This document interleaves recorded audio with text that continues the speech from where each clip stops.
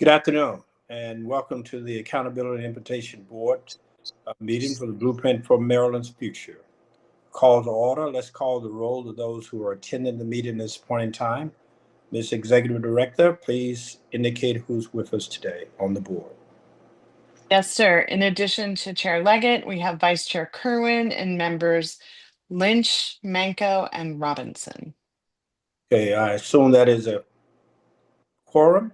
It is. I hope that everyone had an opportunity to look at the summary from the last meeting. If you had an opportunity and want to make any adjustments, revisions, please indicate now because we will take a vote to approve the summaries in just a moment.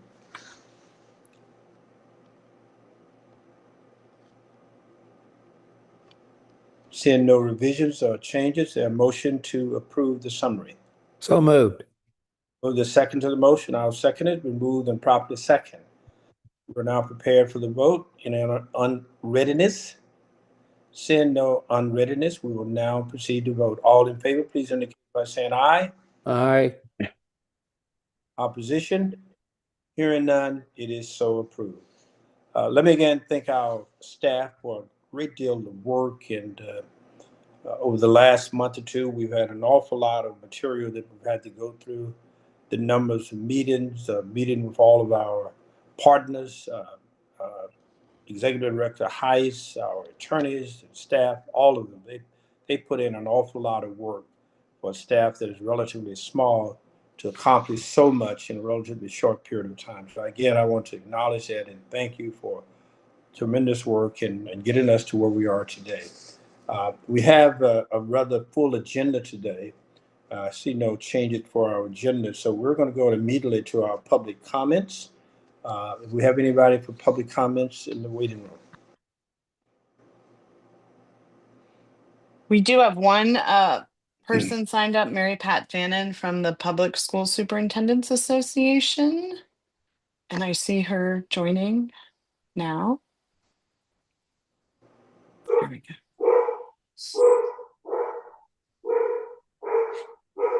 We see a dog and all. Yes. Mary Pat, you can go ahead. Sorry, am I on? You are. Okay, sorry about that. Good afternoon, Mr. Chair, members of the committee. My name is Mary Pat Fannin. I'm the Executive Director of the Public School Superintendents Association of Maryland, or PSAM, and I'm here today just to say thank you. The local superintendents have deep appreciation for the work that's gone into this updated plan. We are extremely pleased with the number of proposed recommendations that I testified on and that we sent comments in that are in your proposal for today. That's very exciting. Many of them are legislative in nature, and I know you've got a part two for putting your legislative priorities and platform together, but it just feels like we're setting the stage for a really productive legislative session with potentially so many joint priorities. I'd also like to thank you for the process. I testified at all 5 of the hearings, and the advisory committees were engaged. It was open and thoughtful. So it really was, it was a great process. And your staff, as always, is amazingly professional, put together so much information, and just really deeply appreciated the process. And thank you. We feel very heard and appreciate again. Thank you. I saw the lovely kids and I heard the dog. So sorry, you're getting a big peek into my personal life. Sorry. No. It's a wonderful life, and a life that I think we are hopefully contributing to with your kids. So thank you. Thank you. Have a great day. Thank you. Any other comments, Madam Executive Director? We did receive some written testimony that we have shared from a reading specialist, and then we also did just receive some written testimony that we will be sharing from Strong Schools, Maryland, regarding the NORC evaluation. The members have that, and we will be sharing that with the public as well. Okay, thank you. Well, we're now ready to proceed to our update, so I'll turn it over to our executive director to lead us through our blueprint update. Great, thank you. So the next item on the agenda is the update to the Blueprint Comprehensive Plan. As you all know, the AIB is required to update the comprehensive plan each year by August 1st. So this is our annual summer activity. And I'm gonna turn it over to, we have a slide deck that is going to be shared on the screen, and I will turn it over to Joy Schaefer, who is our government relations director, to provide sort of an overview of the process that Mary Pat was just talking about. Great. Joy? Thank you, Rachel. So just to provide an overview and frame this discussion, so as Rachel was saying, the blueprint law requires the AIB to update and adopt changes to the comprehensive plan annually by August 1st. We began the work to gather input in May, and staff worked with our advisory committees to schedule and host public input meetings and developed a Google form to gather written comments. The AIB posted the form to the AIB website on May 14th and accepted submissions through July 11.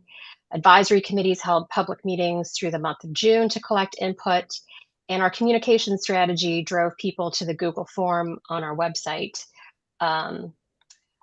Additionally, we reached out to state agencies and organizations to gather feedback and suggested changes. Next slide, please.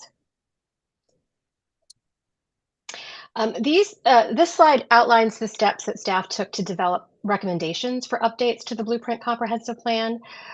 First, we reviewed and compiled the comments and suggested changes into a public feedback document.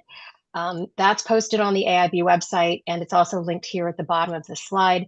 I do want to note that we received 70 or so pieces of feedback, individual pieces of feedback across both the advisory committee meetings and the survey on the website. In that review, staff identified Blueprint Comprehensive Plan updates generated by legislation passed in the 2025 legislative session and previously changes previously agreed to by the AIB. When we then reviewed and organized all the suggested changes into pillar-specific documents, and those are also posted to the AIB website.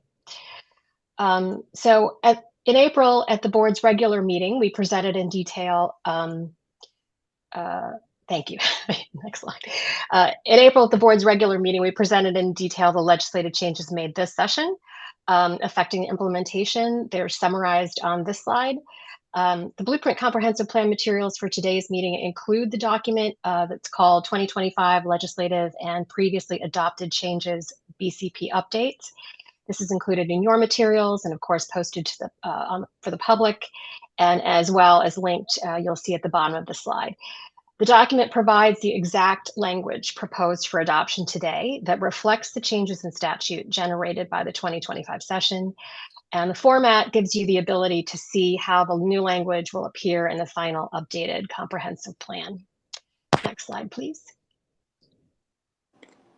I just wanted to elevate the change you adopted this spring. The exact language you see here, the language that shifts the date of adoption and implementation by LEAs of pre-K through 12 instructional plans for English language arts and mathematics, aligned with the blueprint. It shifts that date from June 30th of this year to September 30th of this year. That language is reflected on page 82 of the document that I referenced, and that's linked there at the bottom. Next slide, please.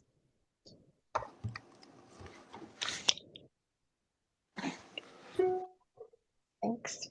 So before staff dive into detail pillar by pillar, I want to describe the pillar level documents that I referenced in slide 4. Each of the suggested changes the AIB received are organized into one of 3 categories in each pillar.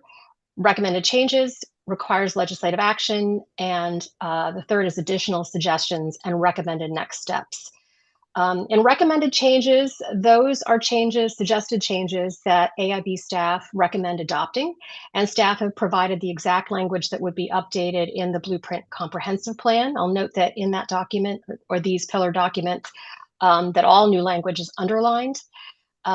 In the category of requires legislative action, that includes suggested changes that would require change to statute and therefore action in the 2026 legislative session. The board will consider these in September and October. And in additional suggestions and recommended next steps, the suggested changes delineated in this category include those that staff has identified as feedback that we'll share with the appropriate or relevant agencies and entities. There are also suggestions that have already either been addressed or suggestions that will be addressed elsewhere outside of the comprehensive plan.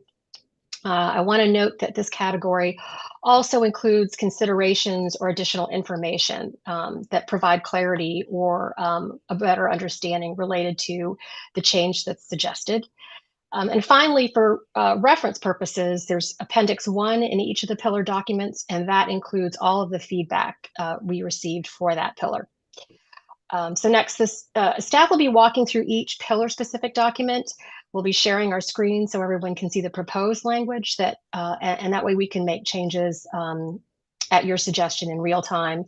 I'll note that based on additional feedback that we received since these were shared with you and they were posted to the AIB website, we made some edits to 2 of these documents, Pillar 3 and in Pillar 4. You'll see those changes highlighted in blue. And now I'll just go ahead and turn it over to Emma Pellerin to get us started with Pillar 1. Before we go there, Madam Executive Director, we're not going to go through each and every one of them. We're going to go to the highlighted ones. Is that correct? And if so, make sure people understand that. Sure. So in the slide deck, we have summarized those 3 areas that Joy discussed for each of the pillars. We have 2 slides for each pillar. And then if there are any questions about specific language or specific items, we will share the actual document so that we can discuss and reference the actual language. But no, we do not intend to go through each item in each pillar document. But if there's a question about something that we have not highlighted, you're free to bring it up as well. Okay? Exactly. Okay, I'm sorry. Let's go on. Sorry. That's fine. And then just to reiterate what Joy said, if there are any proposed changes to the language that are in the pillar documents, we're going to make those changes on the screen so that everyone can see what language would be proposed and potentially adopted. And then at the end of going through all of the pillar documents, we do have a motion for adoption of all of the recommendations and then whatever, if there are any other changes. Okay, thank you. Emma. Thank you. So I'm going to take us through the Pillar 1 changes first, and we'll start with the recommended changes, again, that are at the top of this document. We received a lot of feedback pertaining to the pre-K expansion grant application through the Pillar Advisory Committee meeting, particularly related to the grant application, award timeline, as well as the reimbursement structure. So the first recommended change is around, or one of the recommended changes that we'd like to highlight is on adjusting the grant application award timeline and upfront payment amount, which we've also discussed with MSDE, and they shared their plans or discussion around that as well. We also received feedback related to technical assistance for pre-K providers, particularly community-based and private pre-K providers. So one of the recommendations that are in this document relate to expanding TA for pre-K providers. And then in addition to that, aligning program and reporting requirements of public and private providers. We want to note that that's where that is possible. So we are recommending a review of that and further or we're recommending an update to the BCP that would call for a further review of that and aligning where possible. We did, again, have a lot of recommended changes across all pillars, particularly pillar one. The ones that we wanted to highlight that would require legislative changes and that would the AIB will be able to consider later include expanding the definition or revising the definition of tier 1 and tier 2 pre-K students.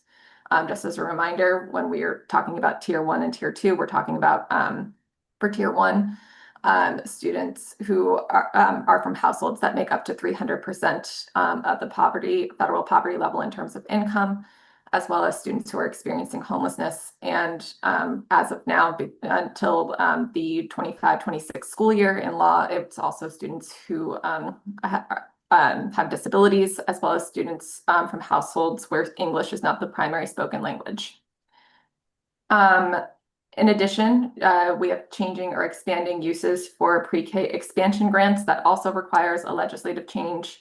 There were some feedback about the ability to use some of those grant funds to help prepare for Excel's ratings that would require legislative change. And then in addition to that, providing additional funding and changing qualifications for pre-K lead teachers would require legislative change. For the next slide, we did have a few other additional suggestions that we'll highlight here and the next steps that we're planning to take. We will be collecting additional information on suggestions related to streamlining pre-K certification and credentialing. We did get some suggestions about that. And we would like to collect more information on what specifically members of the public or stakeholders would like to do in terms of streamlining that information or that certification and credentialing requirements. In addition, we'll be sharing feedback with MSDE that we received on simplifying the pre-K expansion grant application process, as well as we will be monitoring the possible impacts of the joint policy that was adopted earlier this year by AIB and MSDE on the private childcare market, and requesting that the IAC share revised education specifications for pre-K space with LEAs. So I know that we're not going through every change. I just want to quickly show you all the document that this came from, just so you can see this. This is from the Pillar 1 document that's here. And if there are any suggested changes to this, we can capture this right now. I'll go ahead and expand my screen just a little bit to make sure that this is easier to read. The recommended changes that we are highlighting, we've highlighted some of these, not all of these. They are up front here in the first section. You can scroll down. You'll see that the actual suggestion and then the recommended change, the actual suggestion is on the left, the recommended change is on the right. If there is additional language, I think that Joy spoke to this earlier, but that is underlined just to note what is existing and then what is new. And then these are changes that require legislative action. The suggested change, again, is on the left, and notes about why or how this requires legislative action is in the staff notes section on the right. And then below that, additional suggestions and considerations or recommended next steps. Again, similar format. We have the suggested change on the left and then considerations or recommended next steps on the right.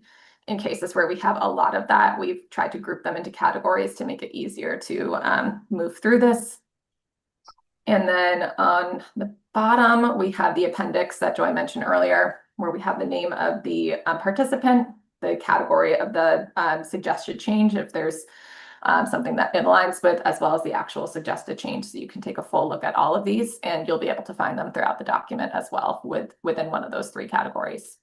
But So, yes. The certification, the streamlining of that. Could someone describe a little bit what we're doing now and what is the problem in terms of the duality of this, so that anybody listening could understand that? Because there's a context of a problem here that we're trying to at least address. Isn't that right? I can take a stab at that. So essentially, in the early childhood child care provider space, there are different requirements for MSDE sort of, and the terminology gets a little confusing, but essentially there's different requirements for what at the Department of Education requires all of the providers to meet in order to operate. And there are different requirements for private providers and public providers being our school systems. And then there is also the Excels process, which is voluntary, which is accredit, well, the Excels process, which has different requirements than the requirements to operate that are again different for public and private providers. Um, and then there's actually a third category, which is staff credentialing. So there are actually sort of three different um, processes that providers, both public and private, have to go through in order to offer not just full day pre-K, which is where the blueprint is really focused on, but all of the, operating in the 0 to 5 space. And there are the feedback that we've received pretty consistently and have already shared with MSDE is that there are some places where those processes could be streamlined so that providers aren't providing the same information over and over again. There are also some instances where there are conflicts between the different requirements. And so essentially, some of what MSD is already working on and that we're incorporating into the comprehensive plan are changes to some of those processes, but they also have agreed that to look at those processes. Where we were a little bit challenged is there were not as many specific example of changes that need to be made. It was more general, the feedback. And so to the extent that we can support MSDE in collecting additional information on specific places where there is conflict or overlap or proposed ways that could streamline the process, we would try to be helpful in collecting that information. Okay. The bulk of this is with MSDE then, right? Yes. Right. Well, this has been a consistent complaint, and I think it's a legitimate complaint. And we should try to use whatever leverage we can to materially streamline this, because when people are struggling to make the business models work, this does not help. We got these duplications that we should be able to avoid. Okay, thank you for that backup. That's sufficient. Okay, sure. Are there any other questions or comments, discussion around the Pillar 1 recommended changes?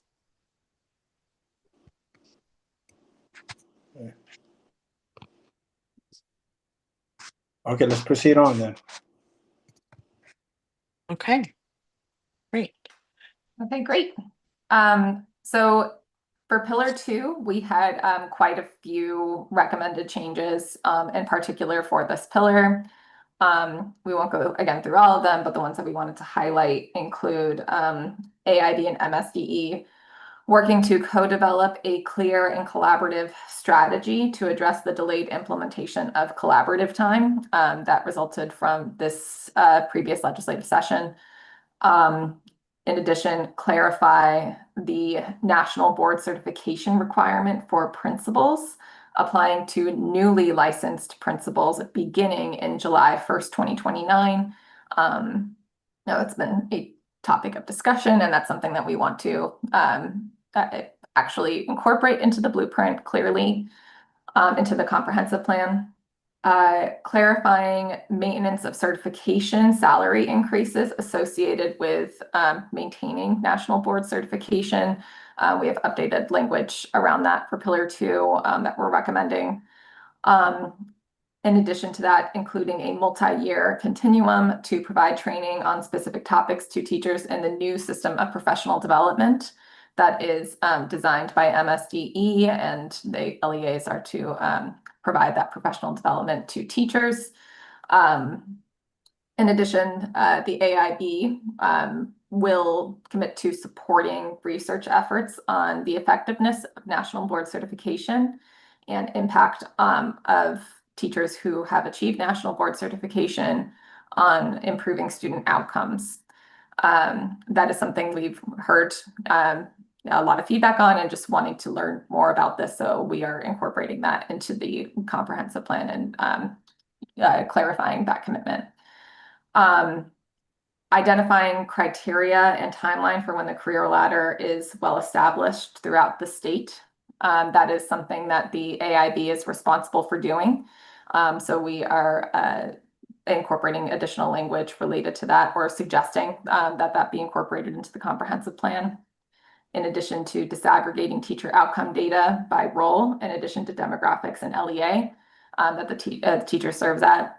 We did have this language already related to the teacher's LEA as well as their demographics. And I think that we would also have disaggregated by role as well wherever possible, but we are just clarifying in the comprehensive plan that is our intention and our plan to disaggregate that data. And then finally, there are 3 required reports within the BCP, and as part of our review of the reports that are required by the comprehensive plan or required by MSDE, we've identified 3 that we'd like to suggest eliminating from the BCP for LEA reports. Member Minko, I see your hand. Yeah, Emma, can you talk a little bit further about the AIB supporting research efforts on national board certification effectiveness? What do we presume to be the mechanism for this research taking place? Who will be conducting it? How will it be funded? Is this done in conjunction with MSDE? Any additional details on this would be very helpful. Yeah. Those are all very good questions in terms of who will be conducting and the funding for that level of detail. I don't think we have that set in stone yet or have that completely ironed out. But again, this is responding to feedback and that we've heard around questions with national board certification for a while. So we wanted to make sure that and that is something that we have voiced in the past, but we wanted to make sure that was part of the comprehensive plan, that actual language that we will be supporting research efforts where possible related to NBC effectiveness. Executive Director Heiss, is there anything else you wanted to say related to this? Thanks, Emma, and thank you for the question, Member Manko. As Emma said, we are still exploring the options and also the available funds that we do have in our budget that could support this. Research can be expensive, so the first thing that we want to focus on is, and we've begun this already internally, but a literature review of existing research so that we share out so that everyone has the same sort of baseline understanding of what data is and is not available, and then identifying where additional research is needed, and then how we go about that. Obviously, the question around principals and the impact of principals holding national board certification is an area where, based on an initial scan of research, there is not much. And so that's an area that we've already identified as needing additional research. And so I think that would be our near-term focus. We are in conversations also with possible funding that may be available, or opportunities to support research beyond what we do have in our budget. So we are exploring all of those things, and I think for we wanted to incorporate it into the plan now so that it was clear to everyone that that is part of the work that we are going to be doing, and we would come back to the board this fall with a more specific proposal. Member Mako, let me add something to that, because we try to craft this in such a way to anticipate the challenges that you and I think Member Lynch had brought before us. In order to do that, we've given ourselves an 18-month time frame to complete that and recommend moving it back even further. Now, that assumes that we can.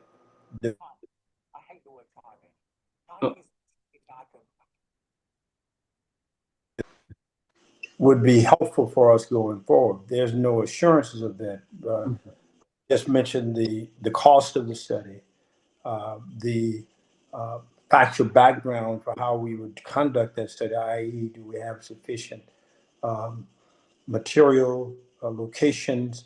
All of those things will have to be considered before we actually have the study itself. So we are proposing a study that could be done hopefully within 18 months, but that depends on all of those factors, some of which you've just described.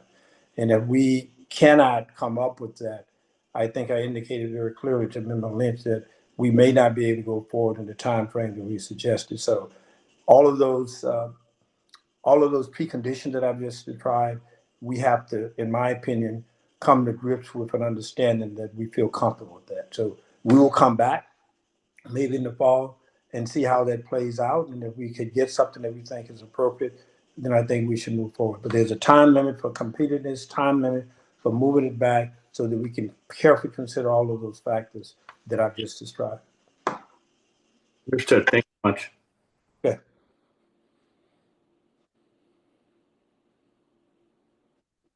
Okay, let's go on. For Pillar 2, just a couple of other things that we wanted to highlight for legislative changes or changes that require legislative action. These are all related to national board certification or the career ladder, in terms of amending teaching time or incorporating school counselors on the career ladder. That is for educators. Both of those would require legislative change. As well as removing teaching time and the NBC credential requirements for assistant principals and principals, just related to what we were talking about. That also requires legislative change. So, and I think again goes back to the need for further research on this as well. In terms of additional suggestions and recommended next steps, we just wanted to highlight the AIB's continued support for and respect of local collective bargaining authority.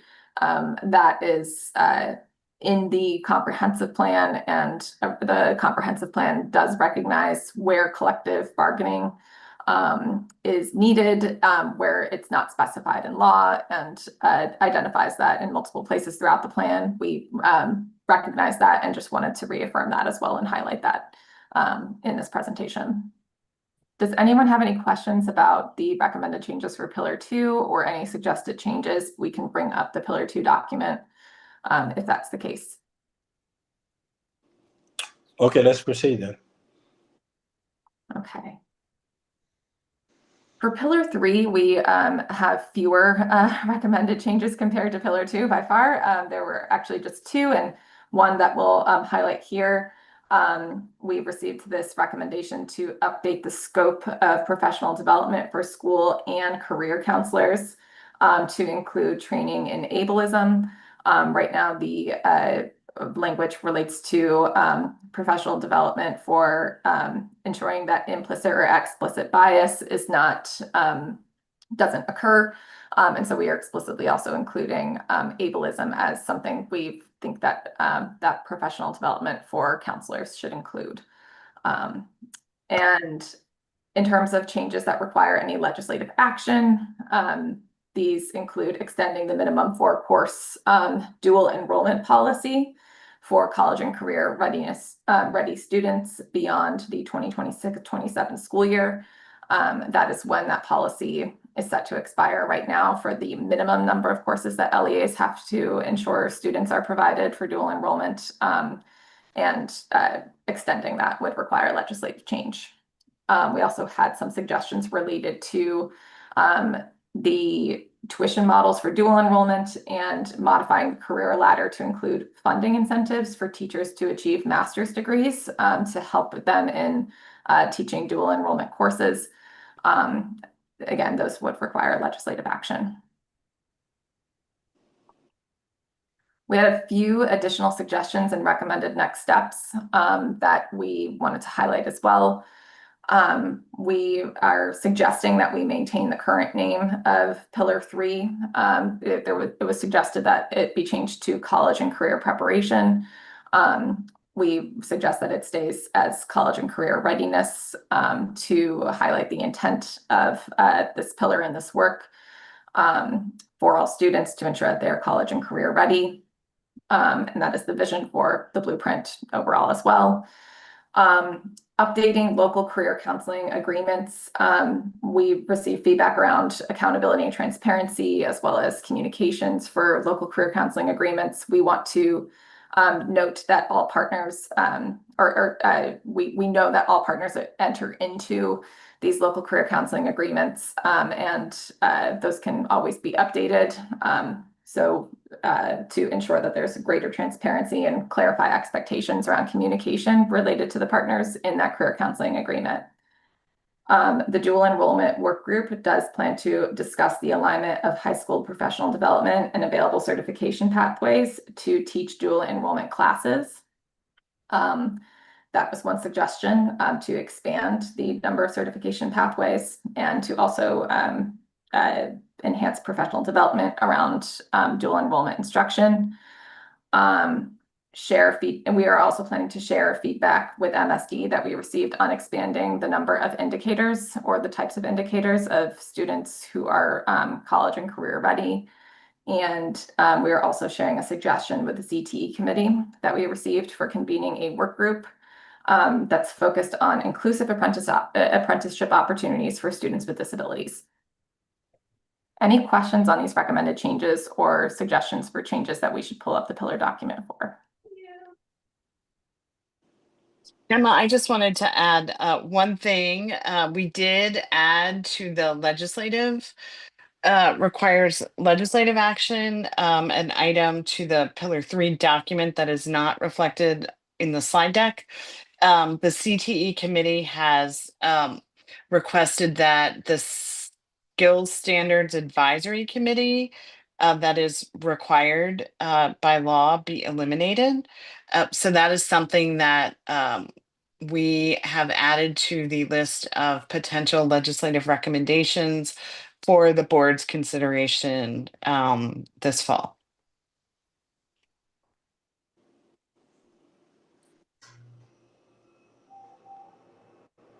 Are there any questions on Pillar 3? Okay, I think we can move on to Pillar 4. And I'm going to pick up here. For Pillar 4,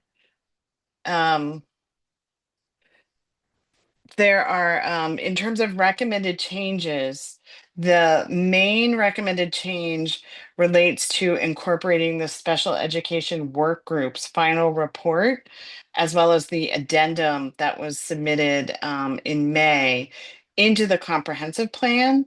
That language requires MSD to develop plans with timelines for implementing the various recommendations of the special education work group. I think it would be easier to talk about this when we move to the document, so I will just put a pin in that for the moment. The other recommended change relates to a suggestion that the LEAs make all of the documents associated with the community school, like their needs assessment, their implementation plan, their annual reporting documents, available on each school's website. What we're recommending is that the LEAs do make sure that those documents are publicly available without specifying where or how they do that. There are also several recommendations that require legislative action. Again, a number of them relate to special education. In this case, there is a study that the governor's legislation this past session incorporated the requirement of a special education study. There were numerous requests to change the timeline for that study and also the scope of the study, both of which would require legislative action as well as modifying funding formulas. So again, those are on the list for your consideration this fall. And then in additional suggestions and recommended next steps, we are sharing and have already shared feedback with MSDE around reporting on the use of special education funding, integrating social emotional learning into curricula, and accountability measures relating to multilingual learners. And there was also a suggestion around supplantation of special education funding. And that issue is already addressed in the statute and in the Blueprint Comprehensive Plan. So we've just explained that that is already covered, and essentially LEAs are required to report if they have if they are not using all of their additional funding for special education that they receive for special education spending. If we can go to the Pillar 4 document, and the language starting on page, sorry, I need to switch so I can see. Okay. The first item there is, I already discussed. The second item, and where you see the blue highlights, this is the proposed language relating to incorporating the special education work group recommendations into the comprehensive plan. All of this language is new, and which is why it is underlined. And then the blue highlights are changes to what staff had originally recommended. We received additional feedback from MSTE and have incorporated much of that into the staff recommendation. So you can see that we're specifically referencing that MSTE will implement, operationalize, and monitor the 8 priorities that are aligned with the 27 recommendations in the special education work group, the final report from December of 2024, and then the addendum that was submitted in May of 25. And the addendum includes all 27 recommendations and then the 8 priorities that they are aligned to. The new subtask then below would require by December 1st of this year that MSDE develop and publish a timeline on implementing the recommendations associated with the 6 priorities in collaboration with LEAs. And those 6 priorities are then listed. And some of the language is different than what was originally proposed. And again, that is highlighted in blue. And then at the top of the next page is language around, and again, you can see the blue highlights changes to the language that MSDE will identify the actions aligned with each of the 6 priorities and recommendations and a timeline for implementation. Then there is another subtask that would require a different plan from MSDE by December 1st of 2026 around implementing the other 2 priorities that are listed there, and the recommendations and actions that are aligned with those, as well as a timeline, and any relevant cost estimates or feasibility assessments, and that's in the language just below. If you can scroll down a little bit more, Emma. There you go. Yep. And so that plan that's due December 1, 2026 would also include any relevant cost estimates or feasibility assessments related to implementing the recommendations and the actions associated with them. So that is the language that all of the underlined, including the blue, is what is being proposed for your adoption as part of the comprehensive plan updates. Are there any? I see Vice Chair Kerwin. Yes, just you said it, but I want to be sure I follow this. There are 8 priorities in the special ed workforce report, and there seems to be a separation. 6 of them are addressed in one way, and then 2 others are addressed in a different way. Could you just review that again? Sure. So in the 2 reports, the final report and then the addendum, it identifies 8 priorities, and Right. it identifies 6 for like immediate consideration for implementation, and then 2 to be considered after that, I essentially. see. So Okay. the report breaks out 6 and 2, and so Okay. this language is sort of Just mimicking that. consistent with that. I got it. Yeah. Thank you. Any additional questions? Thank you, Vice Chair Curran. Any additional questions? Okay, we're ready to proceed, Ms. Executive Director. Okay. Pillar 5. There are a number of recommended changes in Pillar 5. And the first, back to the slide deck. Yep. Which is where we are. I'm just having to switch between screens here. Okay. So for Pillar 5, there are a number of recommendations that we are proposing. Some of them include incorporating some of the discussions that we had with the superintendents earlier in the year around certain things. And the first one, this is something that the superintendents had asked that the AIB provide any report templates and guidance around reporting requirements at least 4 months before they are due, and also to share draft guidance and templates with the LEAs and the blueprint coordinators. And so we have incorporated that language into the comprehensive plan as a suggestion. There was also a suggestion that AIB solicit more feedback on its outreach and communication strategy. We have incorporated that into the plan as a suggestion. We're also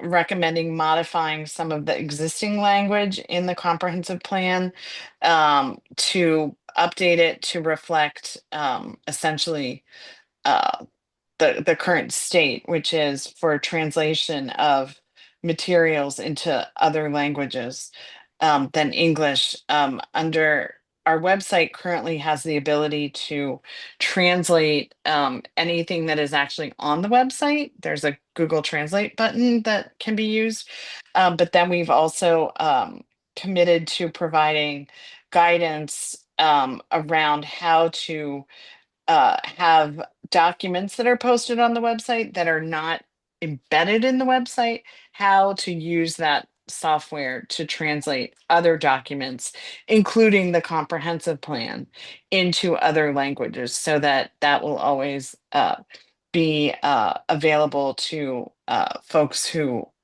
speak other languages. So we've recommended including language around that in the plan. There was also a suggestion from actually MSDE that that we commit to posting data dashboards by December 1st of this year, which we the comprehensive plan already said that there would be data dashboards, but we have recommended incorporating that date, as well as language that they'll be updated either annually or when data is available. We've also recommended language around developing timelines for setting targets for outcome measures, and this would include both the aligned metrics that we have been working on with MSDE around setting targets for metrics that are similar in the AIB comprehensive plan or outcome measures, and MSDE strategic plan, which they are actually in the process of revising. And then that AIB will also develop a timeline for setting targets for other outcome measures that are not part of those aligned metrics. There was also a request that, and I believe this came from MACO, the Maryland Association of Counties, that we share the resources and findings, particularly from our technical assistance grants around resource allocation. We do share that information and materials with the participants in the grants, but we will share that more broadly so that everyone can benefit from both the resources and the findings from those grants, which are continuing into the current fiscal 26, which is now our current fiscal year.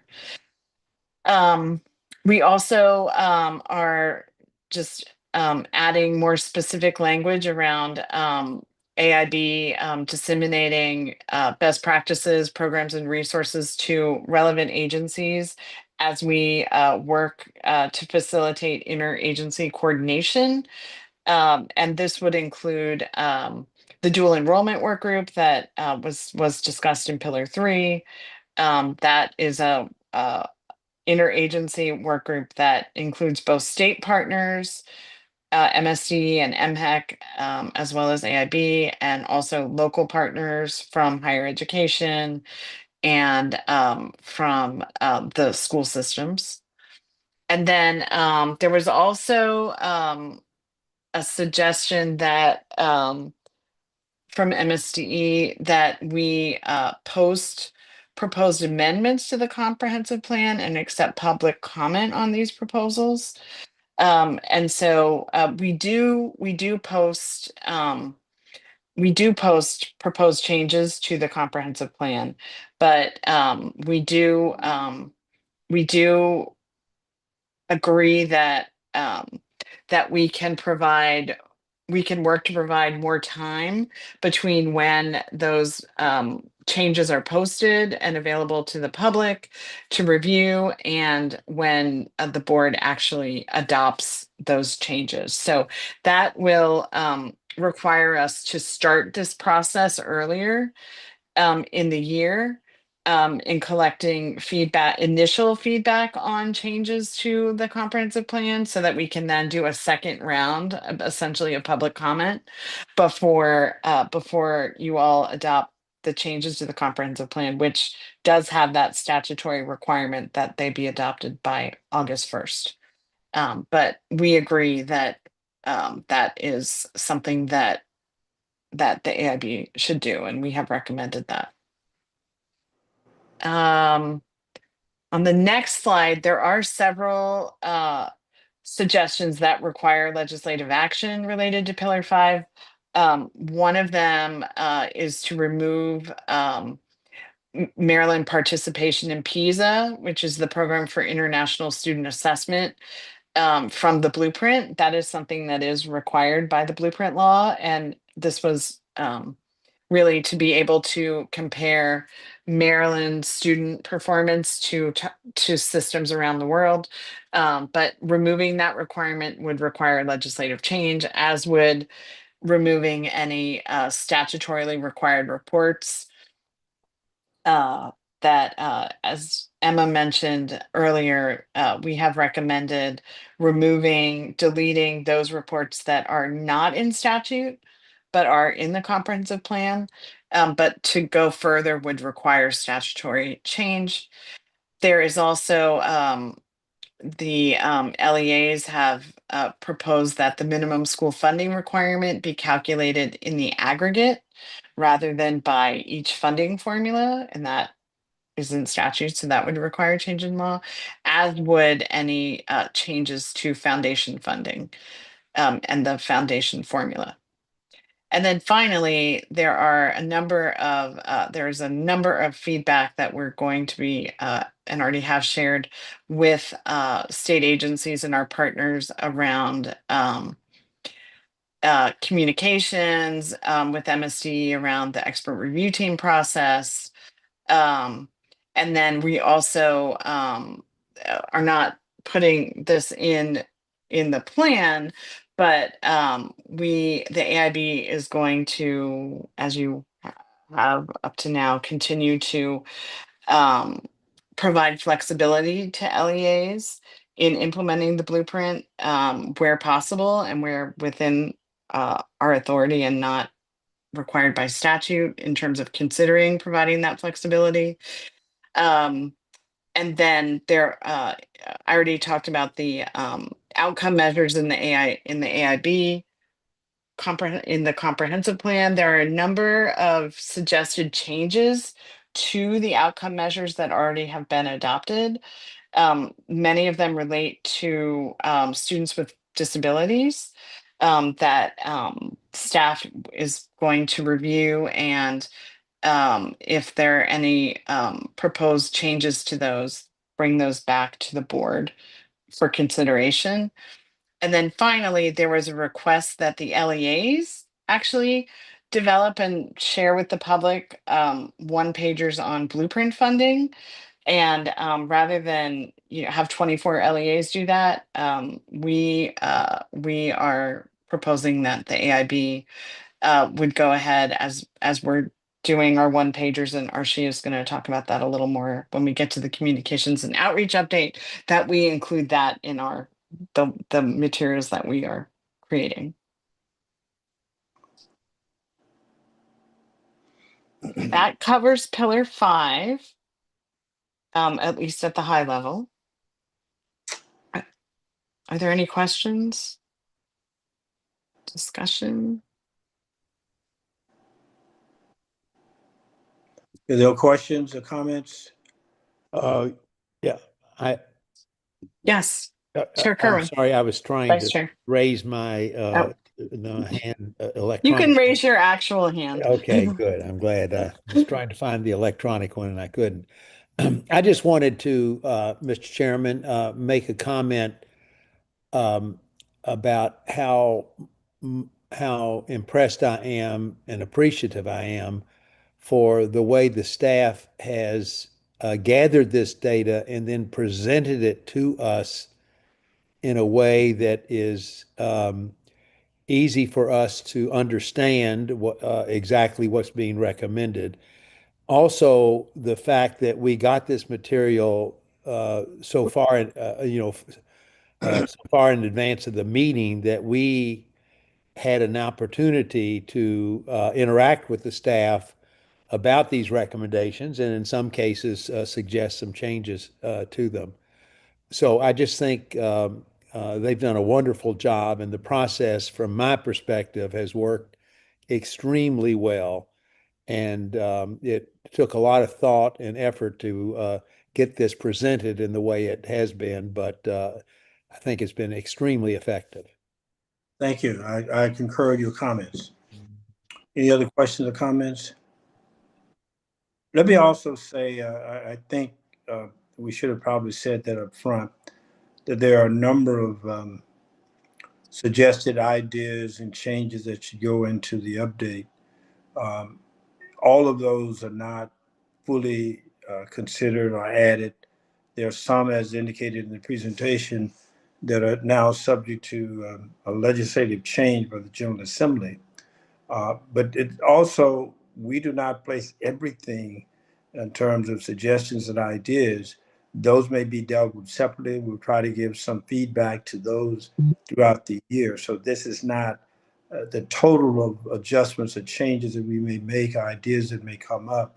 It is just that we will not put everything in the comprehensive plan because it may not be fitted or appropriate to put it therein. But it does not mean that there may be things that we consider the suggestions outside of that and for legislative changes as well. So those are the changes that we have for all five pillars. And those will be, and some of them, as highlighted, will be for later recommendations into our legislative package. Anything else you want to add to this, Madam Executive Director? Yeah, I just wanted to second what you're saying around the process. And so the items that fall in that third category, additional suggestions and recommended next steps, those items are things that we're not proposing to actually put into the comprehensive plan, but we are through the slide deck and then in the actual document sort of providing a response to each item in terms of what the next steps would be. But they're not actually being incorporated into the comprehensive plan, No, to your point. I was talking about, in addition to that, I was talking about other ideas that someone may come up with throughout the entire year that you don't have to wait until next year. That would be something in the comprehensive plan, but it was an idea that suggested that it's timely that we can consider it. This is an ongoing process. That's what I meant as well. I understand. Okay.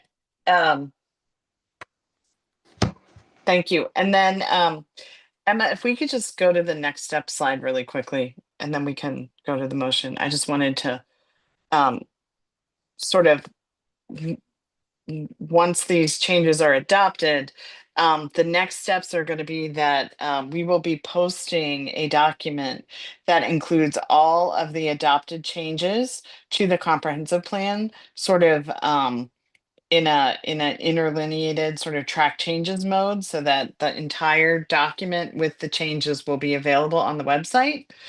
And then as soon as it is completed, the actual what we call the pretty version, the formal version of the document will be posted on the website.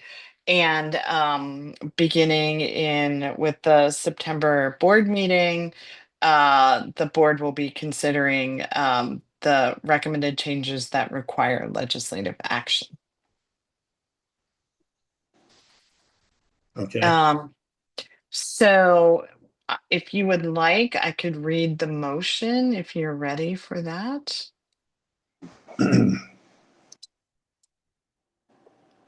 Please do. Okay.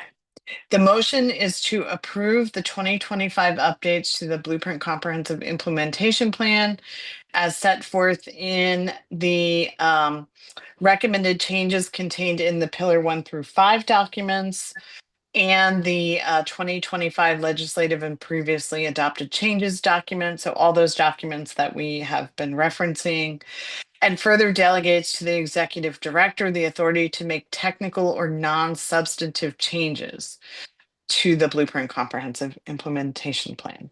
I so move. Is there a second to the motion? I'll second. Moved and properly second that we adopt the aforementioned motion. Are there any unreadiness or questions or additional changes that someone would like to make at this time? Hearing none. I'm sorry.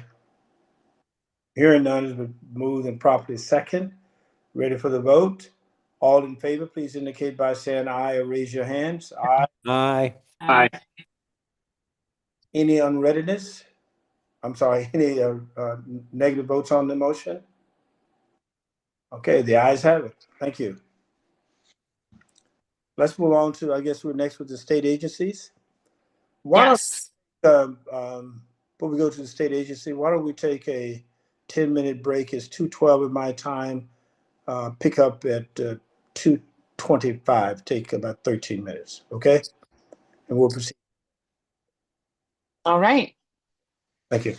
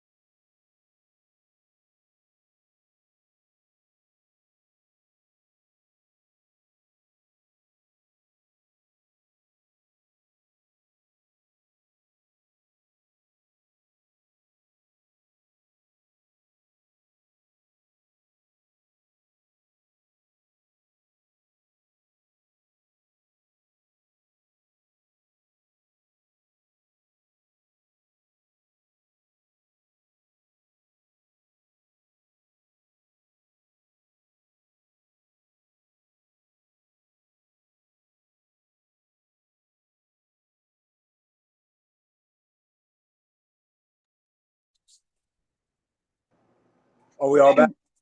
Yes. Okay. I think we're prepared now to resume the meeting. We'll pick up with the state agencies. Madam Executive Director. Thank you.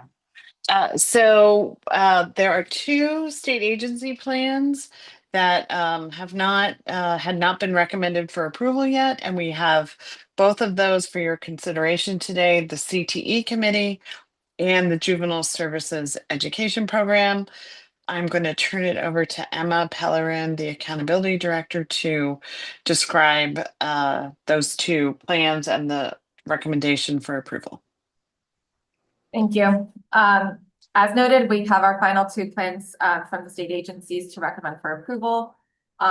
We have the recommendations for approval, and I'm just going to go ahead and actually switch over to that screen so you can see the recommendations for approval, and we'll highlight some of the strengths and areas for growth and that we've noted in each of these plans. So just 1 second here.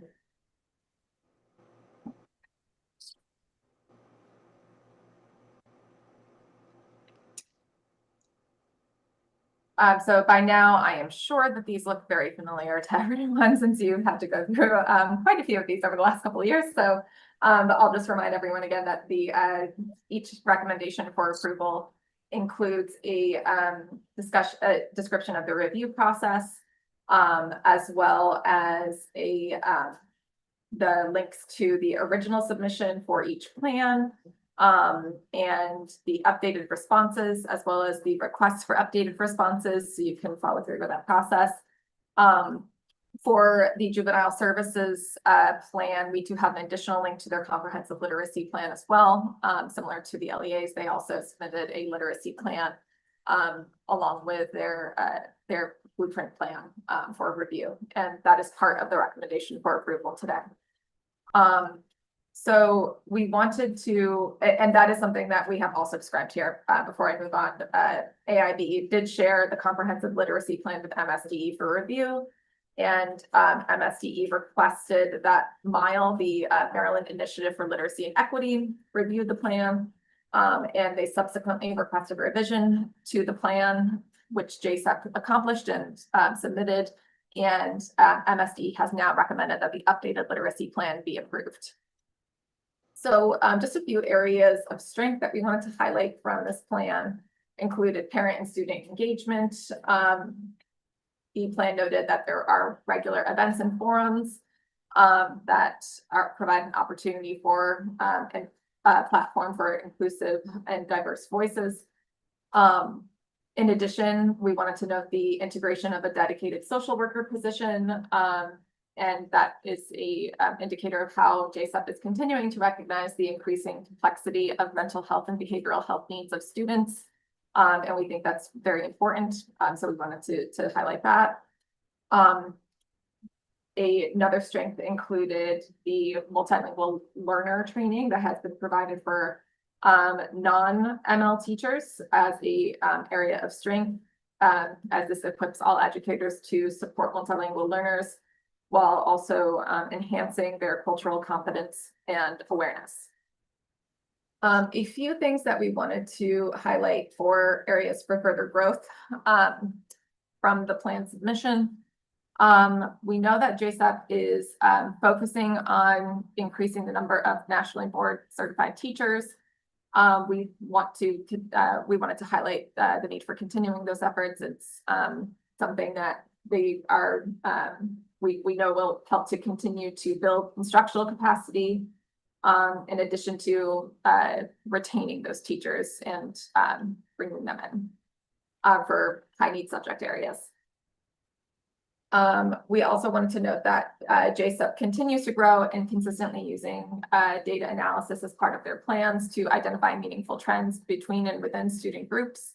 And that is something that we wanted to highlight as part of the plan, but also know that there is opportunity to further strengthen this practice.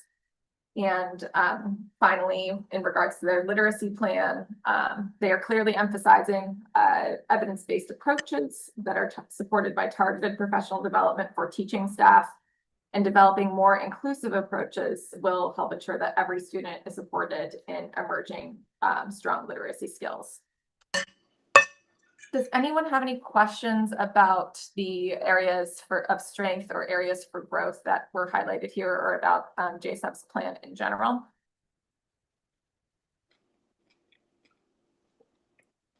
I don't see any of it. Great. Mr. Chair, can I ask, do you want to take the motion for approval of JSEP before we discuss CTE committee, or do you want to discuss them both and then do both motions? Both motions together. Okay. Great. The CTE committee implementation plan is also recommended for approval. Similar to the MHEC and MSDE plan, we are recommending the CTE committee's plan for approval with the following required implementation action, which is to develop on or before December 1st, 2025, an interagency plan with MHEC and MSDE for creating and implementing career pathways, including a timeline for implementation. This was something that was captured in both the MHEC and MSDE recommendations for approval, and this is the same language here.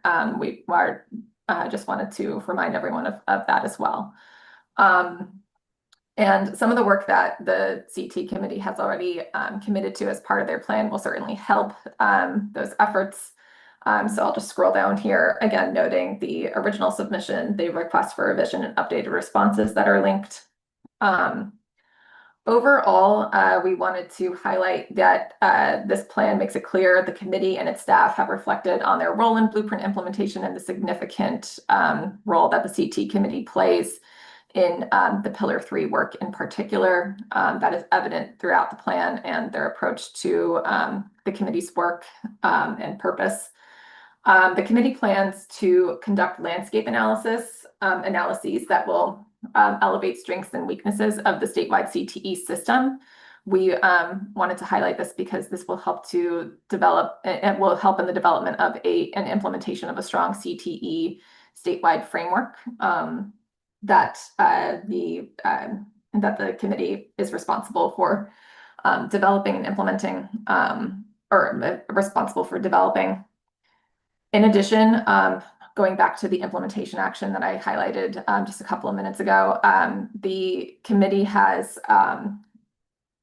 reports that they're going to build a repository of career pathway maps and occupational skill standards that can be used to inform career-connected learning choices in fiscal year 26.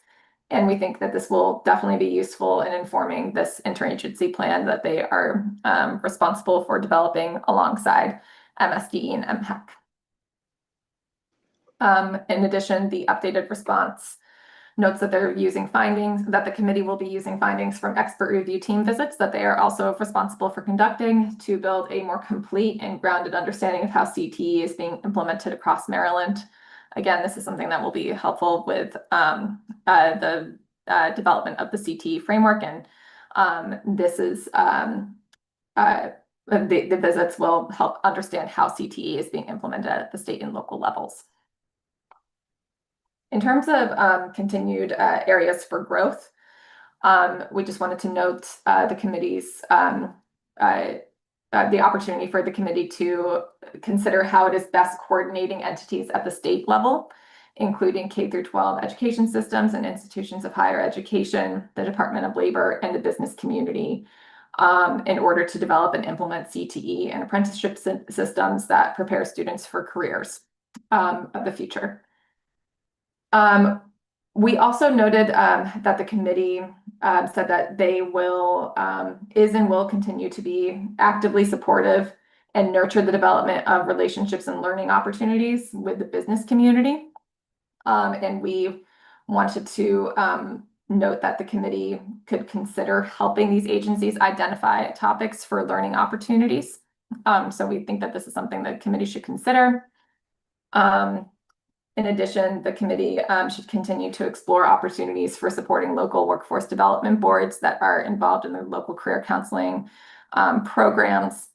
And the committee's plan also describes how they are building internal capacity to collect and utilize data gathered during ERT visits to inform statewide planning and continuous improvement. We wanted to highlight this because we know that a new research data analyst has recently joined the committee staff and will be helpful in supporting systematic data collection and synthesis of data from these visits, and that moving forward, data collection and analysis should include a broader review and mapping of CTE state data, or CTE data statewide. And we know that the committee staff has continued to grow and are excited to see how that work evolves moving forward. Yeah. Okay. Does anyone have any questions about this recommendation for approval? Okay, proceed. Okay. Executive Director Heiss, will you read the Yes. motion? Okay, great. Yes. So the first item is the Juvenile Services Education Program plan approval, and the motion is after careful consideration of the recommendations of the AIB staff and the State Department of Education, and based on our own independent review of all documents provided by the Juvenile Services Education Program, move that the board approve the Blueprint for Maryland's Future 24 to 27 implementation plan initially submitted by the Juvenile Services Education Program in November 2024 and revised in March and July of 2025. Okay, I so move. Is there a second to the motion? I'll second. Moved and properly second. Any further discussion, questions, or any unreadiness? Here and seeing none, we call for the vote. All in favor of the recommendation, please indicate by saying aye. Aye. Aye. Any negative votes? Seeing none, the motion carries. The second motion? The second motion is very similar. And after careful consideration of the recommendations of the AIB staff and based on the board's independent review of all documents provided by the Career and Technical Education Committee, move that the board approve the Blueprint for Maryland's Future 24 to 27 implementation plan submitted by the CTE committee with the following required implementation action to be taken by the CTE committee, which is to develop on or before December 1, 2025, an interagency plan with the Maryland Higher Education Commission and the State Department of Education for creating and implementing career pathways, including a timeline for implementation. And that is similar language that you've already adopted for MHEC and MSDE. I so move. Is there a second to the motion? Second. Moved and properly second. Any unreadiness, questions, or concerns, please indicate by raising your hands or speaking now. Here or seeing none, I've called for a vote. All in favor of the motion, please indicate by saying aye. Aye. Those that disapproval, please indicate by saying aye. No, raise your hands, I'm sorry. Seeing none, the motion carries. Thank you. Okay. The next item on the agenda is Madam, is that, yes. I just had since we're talking about CTE, it is such an important part of the Blueprint effort. There was some expression of hope that 40 to 45% of completers would follow this pathway.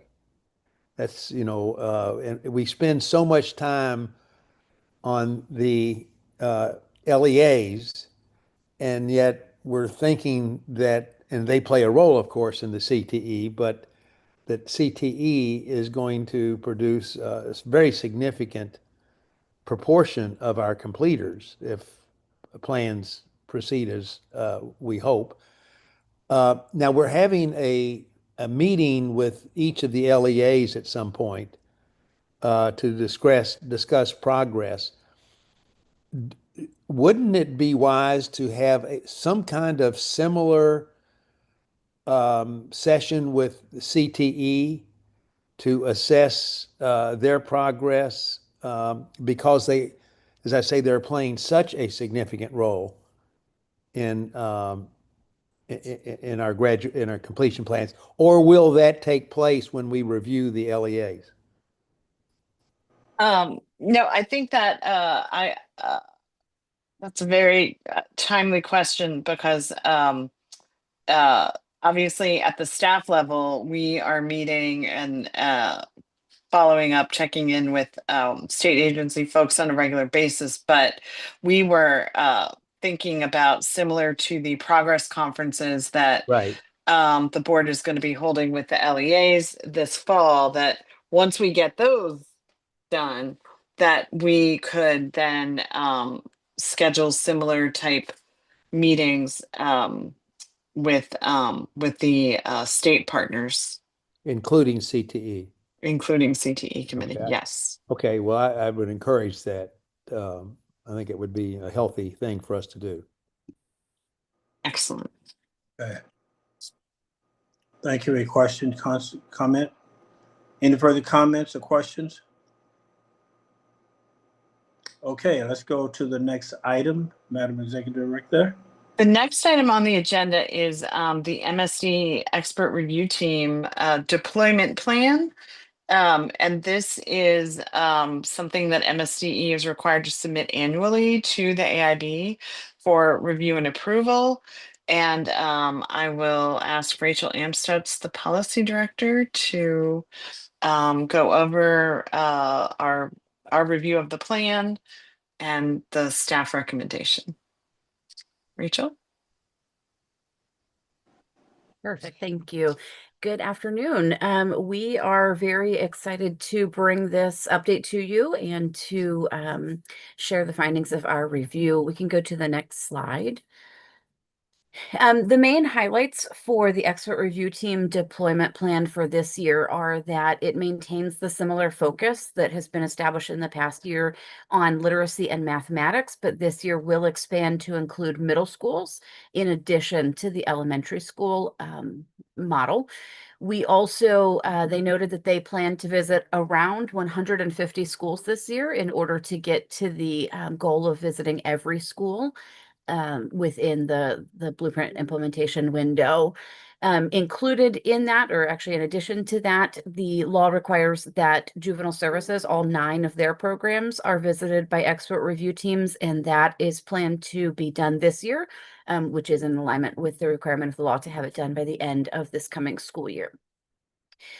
We do have 2 broad considerations that we have noted here of things that the AIB staff are recommending in consideration of continuing to refine the deployment plan for this year, and that is the establishment of an inclement weather process to detail how makeup plans will be rolled out for schools. And this comes on the heels of a pretty rough winter. We just had a lot of expert review team visits that had to be canceled or rescheduled due to 2-hour early dismissals or 2-hour delayed starts and or school closings. And so just making sure that there's a clear process that schools know ahead of time would definitely help make that smoother when there are tough years with winter weather or any weather. The second piece is that new in the law this year, there is an opt-in process beginning for 25-26, where the LEAs or a school is able to opt in and request an ERT visit. And we are requesting that MSDE create a policy around that they develop their plan for how schools will opt in and how they will handle the opt-in requests that may arise. We can go to the next slide. On this one, we recognize that those are teeny tiny words on there, but hopefully you can make them bigger if you need to, and we'll explain what they are. They're also fully available. This is a screenshot from the deployment plan. But the methodology to determine the school visits remains the same as it was last year. There are 7 categories, which are shown here on this slide, that determine whether a school is visited or not. So you'll see in there that you have lowest performing both in reading and in math. It's an or. It could be, it's actually an and or. If a school is lowest performing in both, that will trigger a visit for both content areas, or it could just be lowest in math or lowest in reading. After lowest comes lower performing, then highest performing and higher performing. Again, both of those looking at reading and math separately. Then there are 2 groups where we look at individual student group performance and look at gaps, if you will, between students with disabilities and the full population of the school, and then similarly with multilingual students and the full population of the school. And then the final category we named last year as LEA inclusion, which just makes sure that once they've done all of these categorizing and looked at the data and pulled out the schools that are identified in those categories above, that that we have the proficiency of the LEAs that were not selected, that we're able to have a bucket where we are able to select include LEAs that were not in there. There is a note in the second bullet point there that each of the criterion will be capped so that no one particular LEA represents more than 50% of the total schools in that particular bucket. And again, this is just to help ensure that they're visiting widely across the districts and across the state. And again, like last year, this will be, the school list will not be determined until the 24-25 MCAP data is available. It is anticipated in August, and so MSDE will run that list as soon as that data is available, and then be able to notify schools if they are going to be visited this year. I think, do we have one more slide? Nope. Okay. So on this note, the plan broadly, I'm going to pass it over to our executive director again to be able to share the full recommendation for the motion.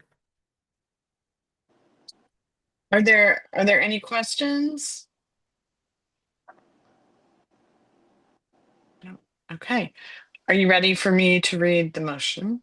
Right, please. Okay, to approve the MSD expert review team methodology plan submitted in July 2025 for the 2025-26 school year, contingent on the AIB's receipt of the final 25-26 school visit list based on the 24-25 assessment data and incorporation of a process for LEAs to request a visit beginning in the 25-26 school year. Okay, I so move. The second to the motion. Second it. Moved and properly second. There any unreadiness, questions or concerns?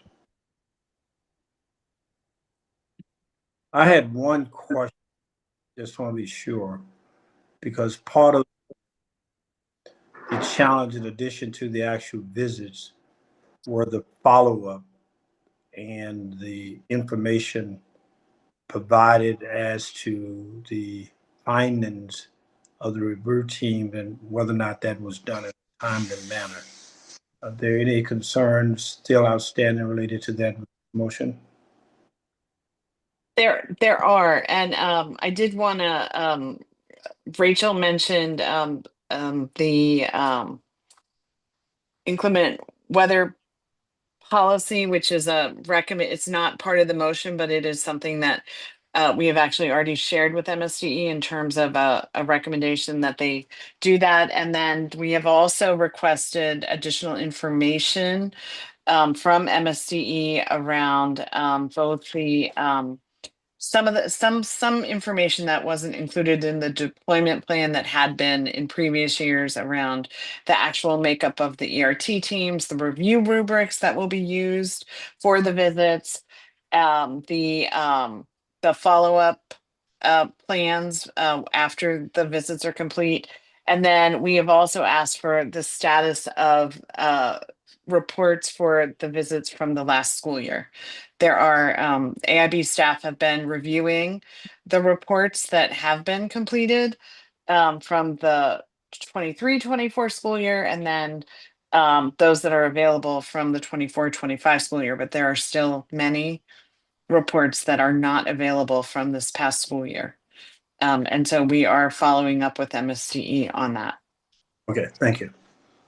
All right, ready for the motion? Vote. Just if I could, on the chairman's point, this is really important because the basis for school improvement in the commission and the blueprint is these expert review team reports analyzing what's not going right at the school. So I just want to echo the chairman's comment that we need to get this information. What do the reports say, and what is the follow-up that has occurred? Yeah. Rachel, do we also have a sense on where we are in terms of the progress towards actually seeing all of the 10% of schools that we need to see each of the years? Are we behind schedule, or are we playing catch up? And yeah, where do we stand on that? Go ahead, Rachel. We go through which Rachel. Yeah. So what I would say is that I'd love to get that number for you to be more precise. I can tell you that the first year we didn't do as many as we would have. You know, we did a dramatically less a number. When they're doing 150 in a year, that's a little bit more than 10%, but it's not dramatically more, but it's on path to catch up. But I can get you an official number of how many have been done. And then also, you know, some schools get visited every year potentially. And so we'll get the actual number of how many schools have been visited out of how many schools we have in Maryland. Mm-hmm. But broadly, based on visiting about 150, that does put them on a schedule to meet the 10% requirement. Yeah. Yeah.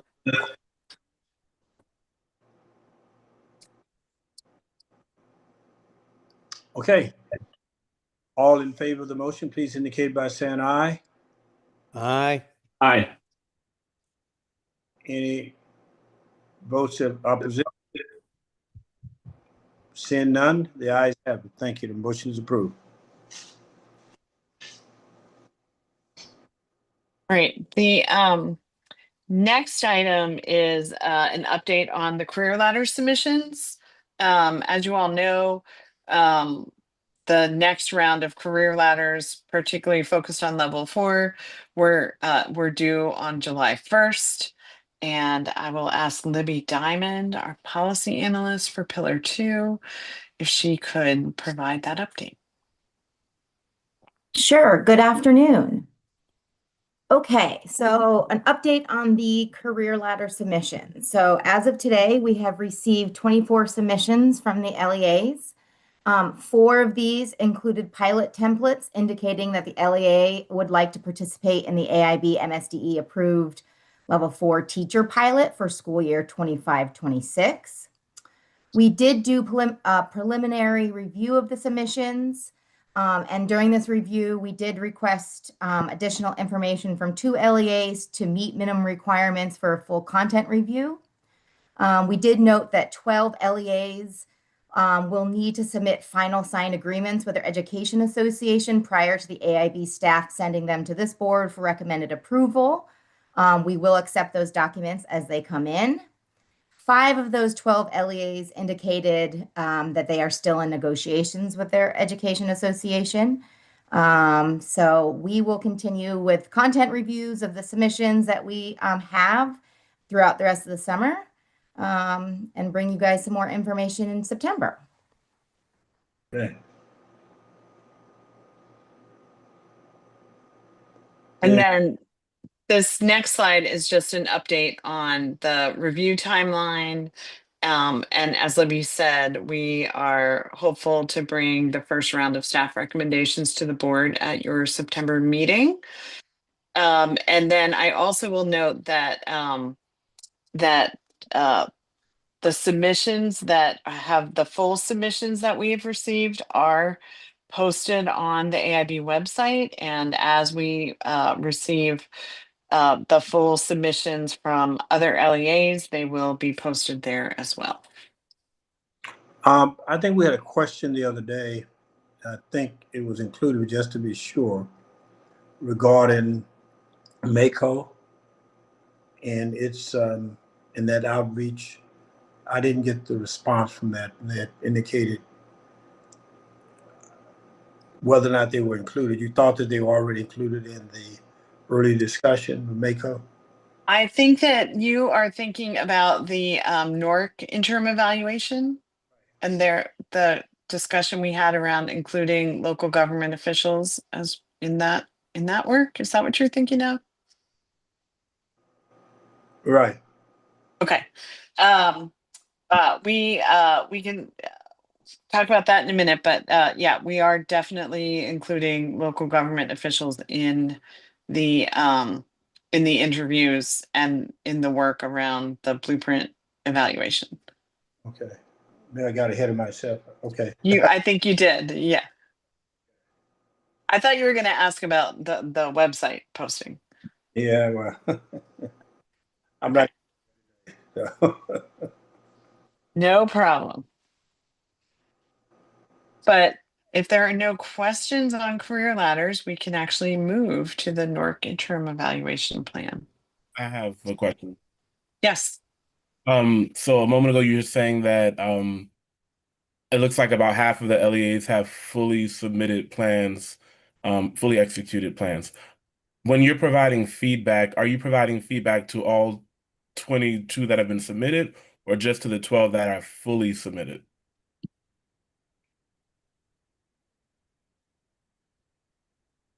We're providing feedback to all of them. But Libby, if you want to share a little more information. Yeah, sorry, I was trying to come off of mute. Yes, we are starting with folks that have submitted all the pieces of the requirements, and then we will continue on looking at all the content of the other ones, pending that we get those final agreements signed and that they match what they already submitted prior. So that's kind of the order that we'll take. Does that sound good? Thank you. Let me just add that those that are still negotiating, and I believe there are 5 that we're aware of, I think they are sort of, in sort of priority order. We're going to wait until we receive final negotiated content, even if not fully signed and executed, to provide feedback so that we're not reviewing materials reviewing something that hasn't been agreed on. That's kind of what I was worried about. And just you all have a lot of other stuff to do. It's kind of like duplicating the efforts and things Exactly. Yes, exactly. Okay. All right. If there are no other questions on career ladder, then we will move on to the NORC interim evaluation plan. And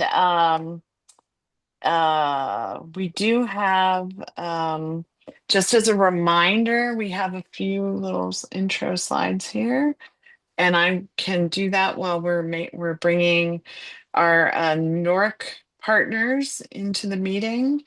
And so just as a reminder, the board has contracted with NORC to conduct the required interim evaluation of the blueprint implementation and progress. The interim evaluation is due in December of 2026. So we have about not quite 18 months. As part of the evaluation, we discussed last month expanding the scope of work for NORC to include reviewing implementation of the Blueprint Career Counseling Program, which the AIB is now required to conduct an evaluation of the Blueprint Career Counseling Program by January of 2027. So on a similar timeline. And the board approved that contract modification last month. The interim next slide. Thank you. The interim evaluation included requiring NORC to develop an evaluation plan, to sort of a work plan to guide the work over the next 18 months, and then also after it has been submitted. We've shared that plan with the board and with the public. It identifies the different evaluation activities that will be undertaken across 3 phases of work and incorporates career counseling. And this plan is subject to board approval. And with that, I would like to turn it over to our NORC partners, including Margaret Hargraves, who is the principal investigator for the project, along with Jenna Scott and Brandon Coffey Borden. Welcome. Thank you, Rachel. And in addition, we are being supported by Zoe Merchant, who is forwarding our slides for us. So welcome to Zoe as well. So let's go to the next slide. I want to thank you for this opportunity to present NORC's evaluation design to the board. And our agenda today, in the next 15 minutes or so, we'll provide an overview of the updated design. And we will also share the design of the career counseling component of the evaluation. In addition, we'll answer questions you have regarding the presentation or the interim evaluation or the career counseling component. And so we will fit all that in the next 15 minutes. But let me start with introductions. I'm Meg Hargraves, a senior fellow at NORC, and I have expertise in evaluating systems change initiatives. As Rachel said, I'm the project's principal investigator, and I'll lead off this presentation with an update on the evaluation's questions and frameworks and our phase 1 activities. Next, Brandon Coffey Borden will review the evaluation's measurement approach and financial analysis, as well as the activities that we have planned for phase 2, data collection and analysis. Brandon is a senior research scientist at NORC, and he is the project's manager. Our third presenter is Jenna Scott, who's an expert in education evaluation and a vice president at NORC. She is a co-principal investigator and will present an overview of the career counseling component.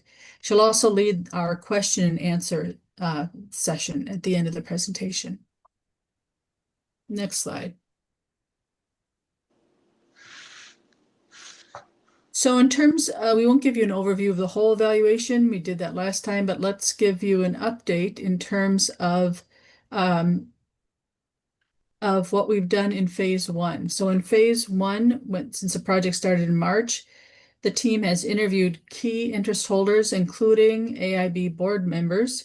We've reviewed project documents, we've explored what data are available for the project, and we've also created the evaluation design report. In addition, this has helped us to refine, next slide, helped us to refine and add an additional evaluation framework.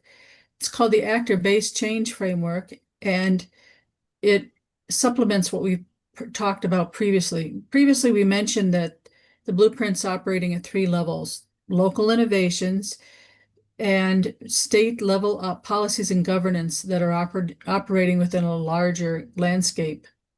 However, much of the success of the blueprint really depends on the innovations that are happening at the local level and the interactions among the key actors and organizations and individuals at that level. And so we'll also be looking at the kinds of progress that's being made that may depend on their collective capacity at the local level to enact the blueprint, their willingness to and motivation to implement all parts of the blueprint process, and the local opportunities that exist to support the change that they are undertaking.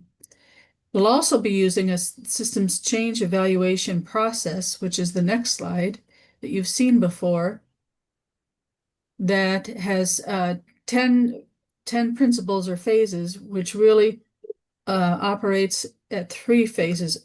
The first 2 phases are about preparation and design. Then the next phase, which is phase 1, and phase 2 is about data collection and analysis. And phase 3 of the evaluation is about reporting. But these 10 principles are supported and operate through all 10 steps or principles. So let's go to the next slide.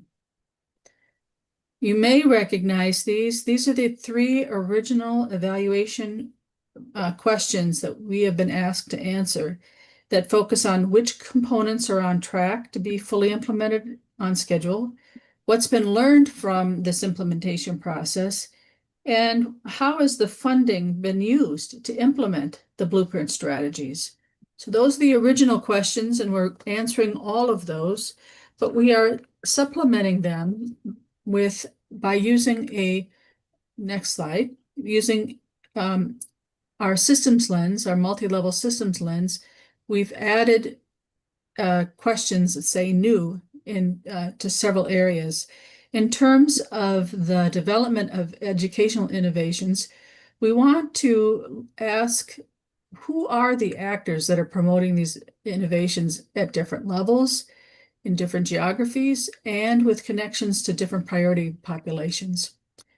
Also, we want to know what legislative, organizational, and individual groups support and have the capacity that have enabled these innovations to grow. So it's not just the plans, but what has been the capacity at the local level, at all levels, to support the innovation. Our next area that we've added questions to is about the changes in the dominant systems and structures. So we are asking, how has the current system responded to these education innovations?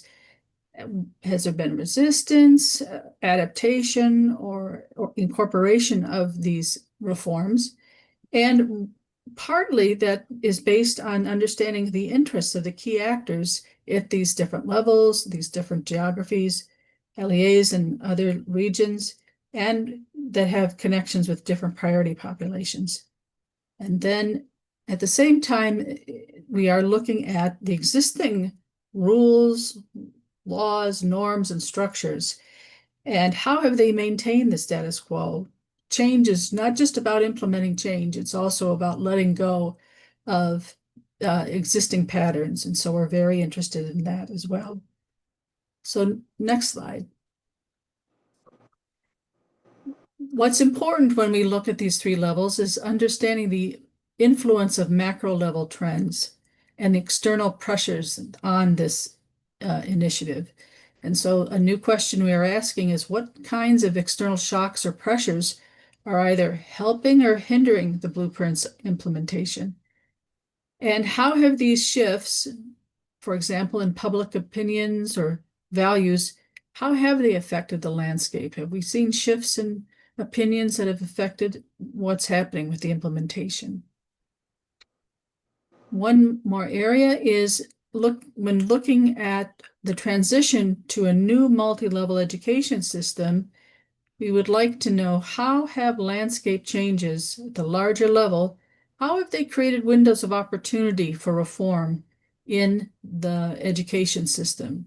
And so all of these questions and look at how what's happening at different levels in different geographies is influencing the success of the implementation of the initiative.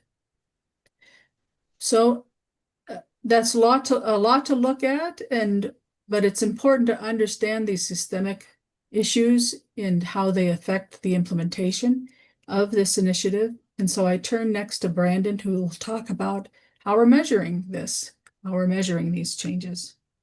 All right. Thank you so much, Meg. So I'm going to turn to giving a brief overview of our measurement approach. And so in the evaluation plan, we've identified key indicators for the blueprint overall and by pillar, and they really focus on 4 core areas. One is resources, the inputs used to carry out blueprint activities and to achieve the blueprint's intended outcomes. Implementation progress to understand the extent to which the planned activities have been executed as intended.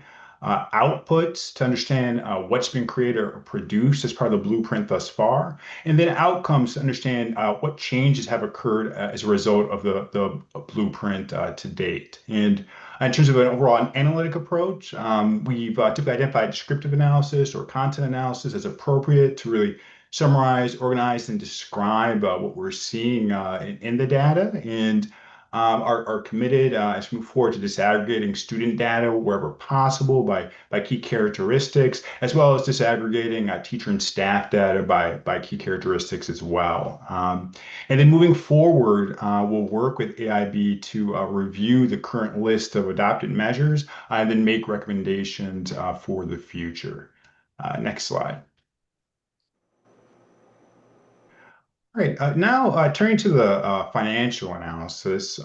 So we'll work to identify funding streams that have supported the blueprint's implementation by reviewing documents, other financial information sources, and including any supplemental interviews as needed. And using that, we'll examine patterns across blueprint pillars, different implementing organizations or institutions, and other aspects of the blueprint to try to assess how funding is facilitating the blueprint implementation, and then provide recommendations for the latter half of the initiative. Next slide. And now thinking about moving forward, and so in our next phase of activities between now and next June, we'll work to obtain and analyze data from the Maryland Longitudinal Data System and other sources. We'll conduct 2 rounds of a survey of key blueprint interest holders. We'll complete interviews with key informants to understand implementation progress and outcomes. And we'll be conducting site visits and ripple effect mapping workshops as well. And as part of these data collection activities, we're committed to working with AIB to reflect on how to incorporate student voice into the evaluation to the greatest extent possible, as the students are, of course, a key interest holder group. And then finally, we'll also continue to provide some evaluation capacity building support to AIB. Next slide. And then now, in terms of our phase 3 activities, we'll analyze starting next July into May 2027. We'll analyze and synthesize the data that we're collecting and assembling and develop a rubric to understand implementation progress. We'll submit an outline for the interim report. We'll submit the draft interim report, the draft final interim report, and the final interim report. Then we'll complete 7 presentations beginning next fall. And I'll go ahead now and turn it over to Jenna Scott, who is going to give an overview of the career counseling evaluation. Great. Thank you, Brandon. Good afternoon, everyone. We're going to spend the next few minutes talking about the career counseling component for the evaluation. And we see this evaluation as its own separate evaluation, but very much integrated into the overarching evaluation. So we are drawing on the same theory and methods, as well as measurement framework for this part of the evaluation. So if you think about it, we're zooming in here. So it will be its own separate evaluation, but again, very integrated in the overarching evaluation. As we understand, there are 3 legislatively required evaluation goals, and we have designed this part of the evaluation to be very much focused on these legislatively required goals, which focus on student post-college and career readiness, student high-quality career opportunities, and then, of course, establishing metrics on program effectiveness. Next slide, please. We have four overarching evaluation questions that will guide the career counseling evaluation. And the majority of these questions map very neatly to the legislatively required goals. This first question I would suggest is I'm sorry. Oh, sorry. I thought I heard someone's voice. This first overarching question is one that's a little bit larger in framing. And this is really to think about and design to focus on the implementation of career counseling services to meet the overarching blueprint goals. So here you'll see that we're really drilling into better understanding counselors and coaches training and really looking at student equitable access to services. Next slide, please. In this second research question, you'll see that this maps directly to the first two goals of the legislation. And so here we're focused on understanding student engagement and preparation for career pathways, including post-secondary and employment outcomes. And as we think about this research question, you'll see that we're very interested in student individualized college and career readiness plans, as well as their experiences. And this includes understanding their confidence in career readiness. In addition, we'll be looking at student awareness of career options. And then we'll also be looking at student engagement in programs such as dual enrollment, apprenticeships, internships, as well as programs that offer credentials. Next slide, please. For this third research question, you'll see that this maps to the second goal in the legislation, focusing on local systems and partnerships to support career counseling. So here we will be looking at the development and structure of those partnerships, strategies for student engagement, funding allocations, and employer satisfaction, to name a few. Next slide.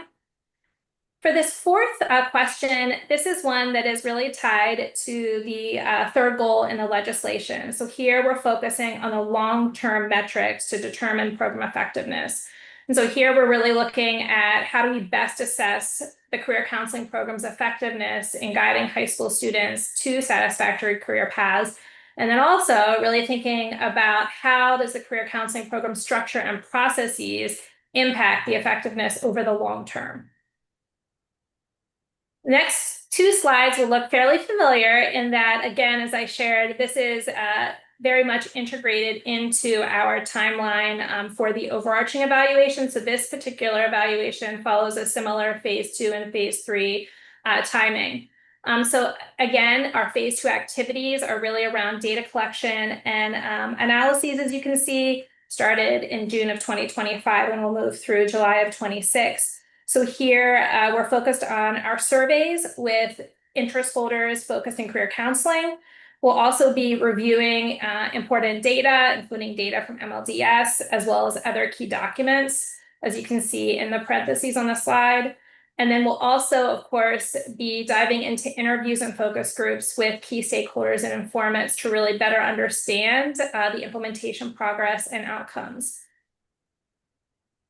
And finally, in phase 3, this is the synthesis and reporting, and it's important to highlight that, again, while we are making sure that the overarching evaluation is helping us to think through our zooming in of the career counseling, this is separate, and we will be producing a separate report to you based on our analysis and synthesis of the quantitative and qualitative data. In addition, we'll be suggesting some long-term outcome measures that could be of interest. And then certainly we will be presenting our findings and thoughts to share with you all. Thank you. And now open the floor for questions. I should also add that I have another colleague, Rosalind Telfor, who's also joined us, and she is an expert in career counseling. Yes, Britt? Oh, I think you're on mute. Yes, I have a couple of questions. Yeah. My assumption all along has been that the evaluation at this stage, early in the blueprint's history, would be focused mostly on the faithfulness of the implementation. And yet I see in several of the presentations that you're looking for outcomes. So I think Brandon mentioned some outcomes, and what concerns me is that you'll be using data that probably goes back to 2024 when we were only at the very initial stages of the blueprint. And so when you start talking about outcomes of the blueprint, there won't be a lot to show. I wouldn't think. I mean, I would be thrilled if there are, but it would be an unrealistic expectation that there would be significant outcomes so quickly in a 10-year implementation period. And then Jenna mentioned graduates having high value job opportunities. Well, the three pathways in the secondary schools are only now being created, and the CTE programs aren't all in place. So the idea that we've already produced these high expectations for career outcomes seem to me to be a bit unrealistic. So I would like to hear you all address this concern. I have another question too. Sure. So Meg, Brandon, I don't know if you want to jump in. I'll say we share in your concern there, and so we're very much focused on the timeline and what this means in terms of how we talk about outcomes. But I'm going to turn Meg. I don't know if you want to jump in. Yeah, so in systems change initiatives, the very first outcomes are not at the child level or the end user level. It's really about, are we seeing the implementation resulting in changes in policies, in practices, in innovations?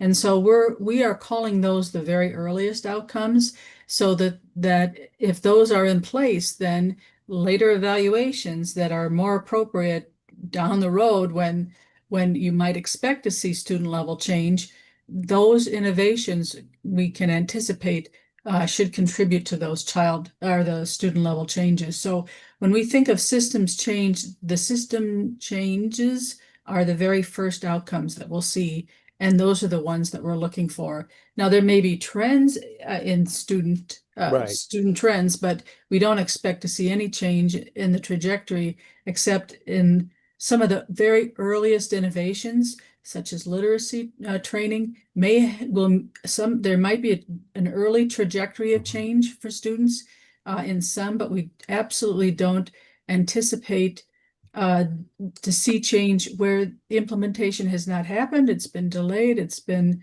moved on to later, or it's very, very early. Yeah, well, I appreciate that, and I like what you said. It's just that with both Brandon and Jenna, you were it was very specific about student outcomes, and in Jenna's case, career opportunities. So that seemed sort of the end goals of the blueprint 2 years into its implementation. But in any case, I do appreciate what you said, and it is a concern.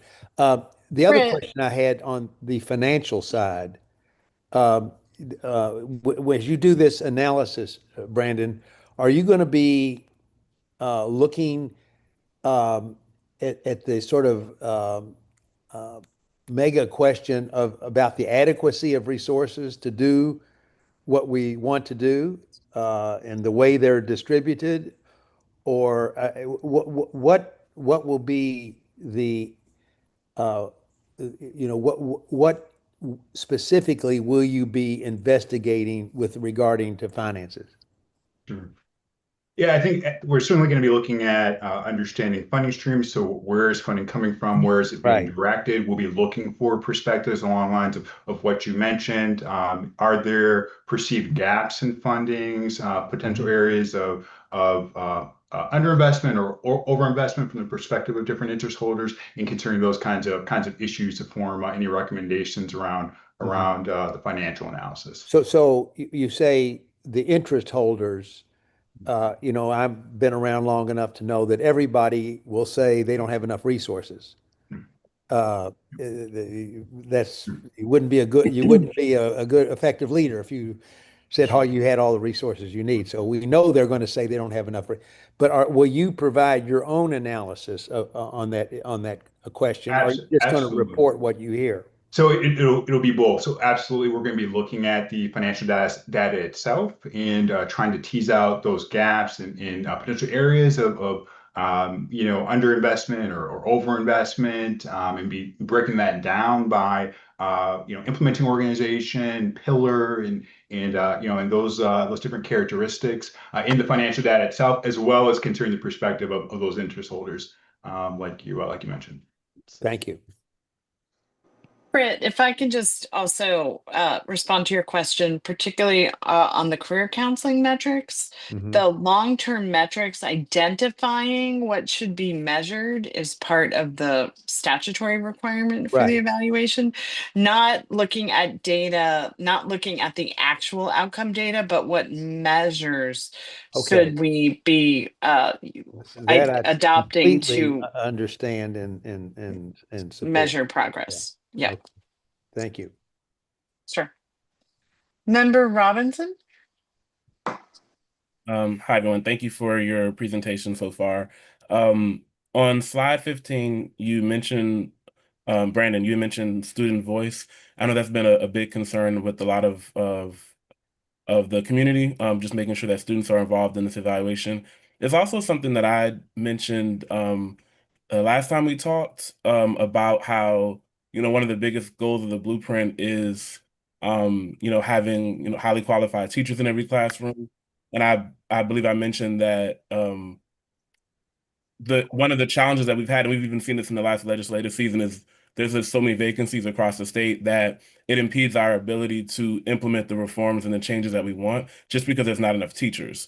And so I asked about, how do we incorporate student voice to know why students in particular aren't interested in teaching in general. So could you talk a little bit more about any student voice that you want, but also through the lens of my other question, which is how do we make sure that, how are we evaluating our progress toward attracting highly qualified people into the field who might come from our own communities, our own school communities? Sure. So thank you for those questions. And Meg and Brandon, if it's okay, I'm happy to start and then please jump in if that's okay. Okay. All right. So first, I think to talk about student voice, we share your concern. And I think that's a space where, just to be perfectly honest, right, there's a challenge on the research side to including as many students as possible just because of the various regulations that surround bringing students into research. But I think, we've been thinking about, we have some focus groups that are designed to bring in student voice, but I think we can talk more closely with AIB about ways to increase that number. And in addition, we've been, thinking about, there are the student surveys that we were going to be pulling in, but there are ways for us to think about how do we increase our own surveys to bring in more students. So we definitely share in that concern, and that is one that we have been talking internally about how do we increase that. So I think we can share more information with you as we tweak in the space of student voice. So thank you for raising that again. It's always, I think, this is about students and we recognize that. And so we will take a look again about how can we best bring in a larger sample of student voice. On the teacher side, I think the questions that you're raising are ones that we'll certainly make sure are in our instruments as we dig deeply into that pillar. I share in all of the concerns that you've raised in those areas that we need to focus. That's an area that's near and dear to my heart. And I will personally tell you, I will be involved in those instruments developments, both on the survey side as well as on the focus group and interview side. So we certainly will make sure that that is represented and that we are able to share that back with AIB. Meg, Brandon. No, that's a great start. Part of what we said in our design and that we're committed to is looking at difference in experiences, of different targeted student populations and looking at the interventions for them and looking at how innovations are being implemented in different districts. So part of that is understanding as much as we can the students' experiences and how they differ by priority group and by LEA, because because it's not a one size fits all, and the needs vary by priority group and by area, and we need to understand the diversity and the variety and the range of experiences that people have, especially as this initiative is interested in equitable change, and that's something that we want to make sure we look at. Thank you.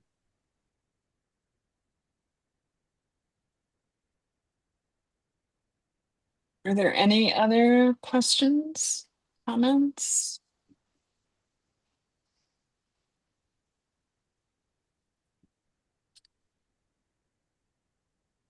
Thank you for these great questions. We have them, and it was great interviewing many of you as well during this process, which informed the design in many ways.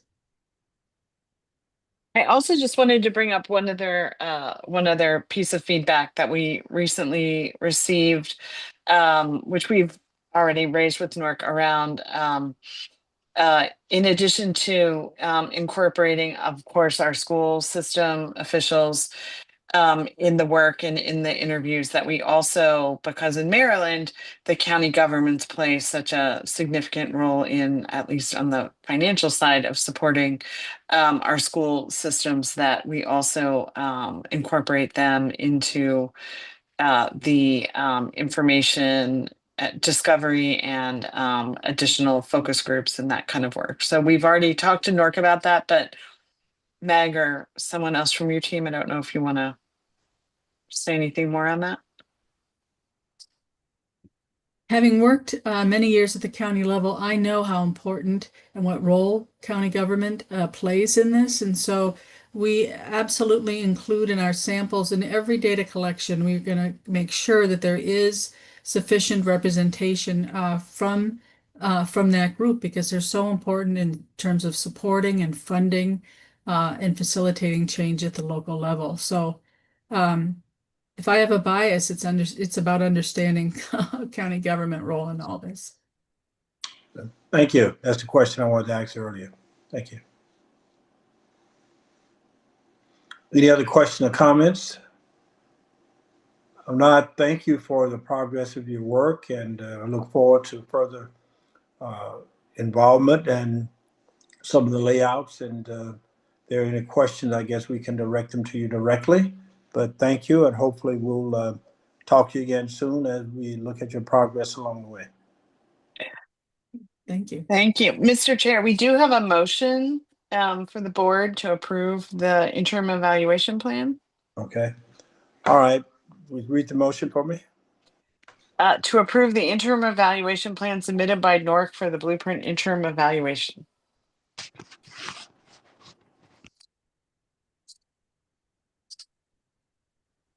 I'll move it. There's a second to the motion? I'll second. All right, it's moved and properly second. Is there any unreadiness for the vote? Hearing and seeing none, I'll call the question. All in favor of the motion, please indicate by saying aye. Aye. Opposed? None opposition. The ayes have it. The motion is approved. Thank you. Thank you. Thank you, NORC team. Thank you. Thanks. Thanks. Okay. The next agenda item relates to our advisory committee vacancies, and for that we're gonna turn to member Manco and Rachel Amstutz again. All righty. Member Manco, do you want to start? You want me to start? Yeah, sure. First off, I wanted to give a big thank you to everybody who at this point has served on the advisory committees, in particular are members who have just finished up their terms, many of which were founding members of their respective advisory committees, and we're so appreciative of all of their input and their contributions in order to make the advisory committee process effective and successful. We recently opened up the application process for 5 vacant positions. We had 2 member positions that were open and 3 student positions. In total, we received 28 applications, 18 for members and 10 for student members.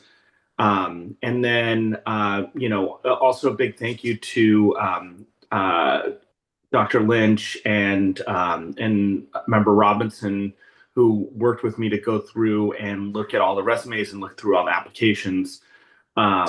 We went through and reviewed all the applications for to fill the vacant positions, and have come up with a recommendation to present to the board for filling the 5 vacant positions. So for the Pillar 1 position, we had no member slots that were available, but we did have 1 student spot where there was a vacancy, and the nominating committee is recommending Owen Hughes, who is a high school student from Carroll County, to be forwarded for a 1-year term starting on July 2025 and continuing on through June 30th of 2026. For Pillar 2, we had no vacancies for either members or students. In Pillar 3, we had 1 vacancy for a member position, and the nominating committee is recommending Jack Wilson, who is a county commissioner from Queen Anne's County, for a 2-year term starting July of 2025. In Pillar 4, there was 1 vacancy for a member position, and the nominating committee is recommending Dr. Edmund Mitzel, who is an educational specialist and resides in Carroll County, for a 2-year term starting July 2025. And then for Pillar 5, we had no member vacancies, but we did have 2 student vacancies. And for those 2 student vacancies, we're recommending Galvin Falcone, who is a high school student in Anne Arundel County, for a 1-year term, and then also Vanessa Lee, who is a high school student from St. Mary's County. So those are the recommendations that are forwarded by the nominating committee. We are so appreciative of the 28 individuals who went through, applied, and all the time and energy that they took to submit the application. And as I said before, thank you to Ms. Amstutz for helping to staff and lead the process, and then to my colleagues, members Lynch and Robinson, for going through and helping with the selection process. So I'll throw it over to you, Ms. Amstutz, to see if there's anything that I missed or anything else that you would like to add. I think you got it all. There might be one piece we wanted to just mention. There was a note on the slide before that when we are going through this process, there's a lot of factors to consider. Oh. And when we get to the recommendation place, now we go back and look at the entire composition of all advisory committee members and look at the region representation to try to make sure that we're hearing from people across the state, and that I think we do have that available. I'm having some computer problems right now, so we're going to see if we can show you the table that shows the change that these would make with the new members, how we would be representing all of the regions with our new members. But other than that, Dr. Manko, I think you got it all. And these members have been, it's always tough to choose the new members, but it's super exciting to look at the experience that they bring to the advisory committees. And we're excited by the recommendations. So this chart shows you the number of applications that we received this year by each of the regions, and then our total advisory committee membership by regions. So I'll give you a second to look at that and see if you have any questions. At the bottom, we do tell you what the regions are.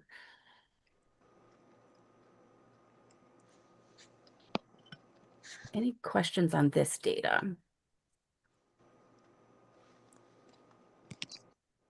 Okay. The Western region is not well represented. I know we're dependent on people applying, but we should note that we hope we can generate more names there in the future. I am grateful that you mentioned that. We don't love seeing a 0 on the chart there, but we can't put somebody in a seat if they didn't apply. We did lose someone from the Western side this year who had been a founding member, which leaves us with just one from the 3 Western counties. We have discussed some strategies for coming recruitments to just get the word out even more out in the Western region to make sure that people are aware of the opportunities to participate. Good. Thank you. Thank you. So with that, For the information? I think we have a motion. Yeah. I guess the motion would be to approve the recommendation of the Select Committee, Advisory Committee, for inclusion of the upcoming Advisory Committee schedule, and all of those who have been nominated be approved here forthwith. Is there a second to the motion? Second. Okay. So the motion has been a second. Any question about the names and the locations and the membership or the advisory committee as we're about to proceed to a vote? If not, then we will vote to accept the advisory committee's recommendation. All in favor, please indicate by saying aye. Aye. Any opposition? Hearing none, the advisory committee's recommendations are so approved. Thank you. Thank you. Okay, we now go. The last item is the executive director report. The first topic is the AIB nominating committee, just to give you all an update on that process. The nominating committee did announce its nominations on July 16th. They are required to put forth 2 names for each vacant position. So there are 3 vacant positions. So they put forth 6 names. Dr. Manko is one of the names that was nominated. And then there are 5 other individuals that have all been forwarded to the governor for his consideration. The governor has 30 days to review the nominations and make the appointments, which are then subject to Senate advice and consent in the next legislative session. So the governor's appointments will be available in mid-August, which will hopefully provide plenty of time for those members to be able to join, our new members to join the September board meeting. They would serve as what's the term? Interim? 6. Oh, you mean during if they are before the session? Before the Senate approves. Yeah, they would serve. I don't think we even really refer to them as interim, but they would be subject to consent during session, just like you all were last session. Okay. Okay. If there are no questions on that, the next item is just we wanted to give you an update on the budget, the final fiscal 25 or very close to final budget information from fiscal 25 and the fiscal 26 budget. And for that, Alexandra Vernon, our finance director, will present. Much, Executive Director Heiss. Good afternoon. We are finishing up the last few adjustments for fiscal year 25.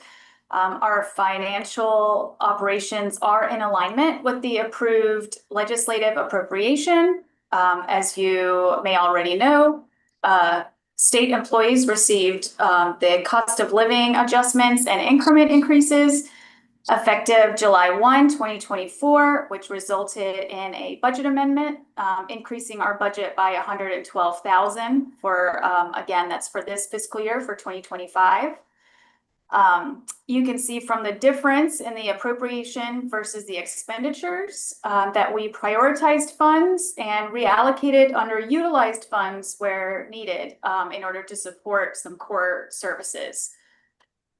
We did face some challenges with recruitment that resulted in temporary underspending in the O1 salaries and wages category. However, that did allow us to reallocate some resources, not only to technical assistance grant funding, but also to the category O2, which is listed here as professional development, but also includes long-term contractual employees. The AIB currently has a contractual policy analyst and fiscal administrator to assist with the continuity of operations while we navigate through some of these recruitment challenges.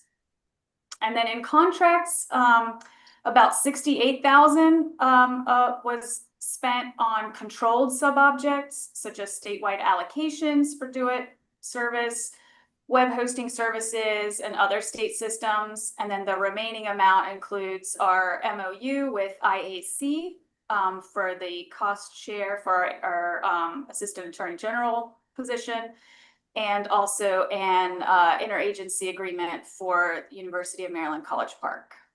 And overall, we successfully obligated and expended our total appropriation, and all the funds that were subject to either annual expiration or reversion were fully utilized or properly reallocated. So any questions so far about fiscal year 2025? All right, so next slide. So looking ahead to fiscal year 2026, in addition to the hiring freeze, there was a statewide reduction in the salary and fringe budget for each agency proportional to their share of the total salary and fringe state budget. So for us, that resulted in a reduction of $35,000.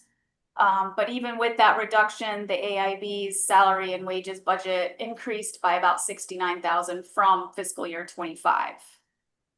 Our budget for contracts was reduced from fiscal year 25. The total for controlled sub-objects increased to $109,000, mainly in the do-it, the IT service allocation. And then the remaining $289,000 will be used for the annual IAC MOU, once again, and then any anticipated outside services, such as printing, website contracts, consultants, etc. You'll see that our office space allocation is still shown in category 09 in the supplies, but will eventually be moved to the fixed costs, which is category 13. For fiscal year 2026, that fixed cost category includes the insurance allocation by the Maryland State Treasurer's Office. And overall, the total appropriation was reduced by a little over $1 million, primarily due to the reduction of that grant funding. And then the next slide just shows a visual representation of the fiscal year 2025 and 2026 change in appropriation, which again is pretty similar and just has that one, the main is the loss of the technical assistance funding.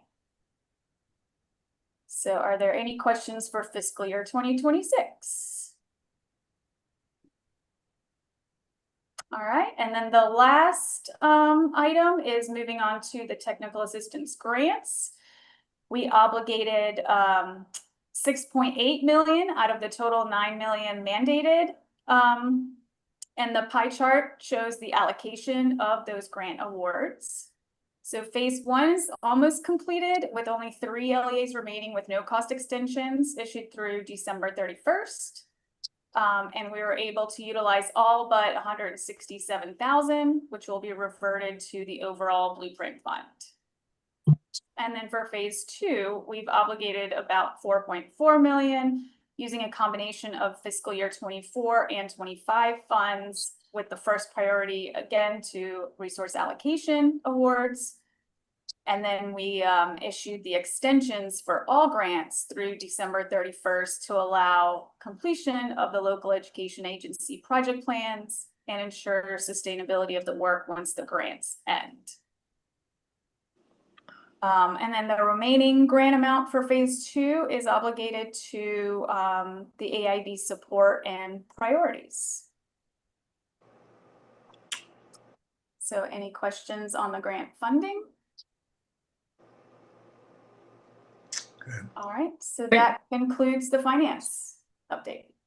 Thank you, Alex. The next slide is just and we wanted to share the reports that we've received in the past month, just to make sure everyone's aware of what's been received and it's available to them. That includes the career counseling annual reports that were due June 30th. And those reports are actually split into two. There is the annual report that is due at the end of June, and then we've given the partners additional time to submit the financial data, because that is not finalized until September. So those are due in October. But we have received the annual reports from all of the partners. And then you can just see we also received the Consortium on Coordinated Community Supports annual report, which we'll be reviewing.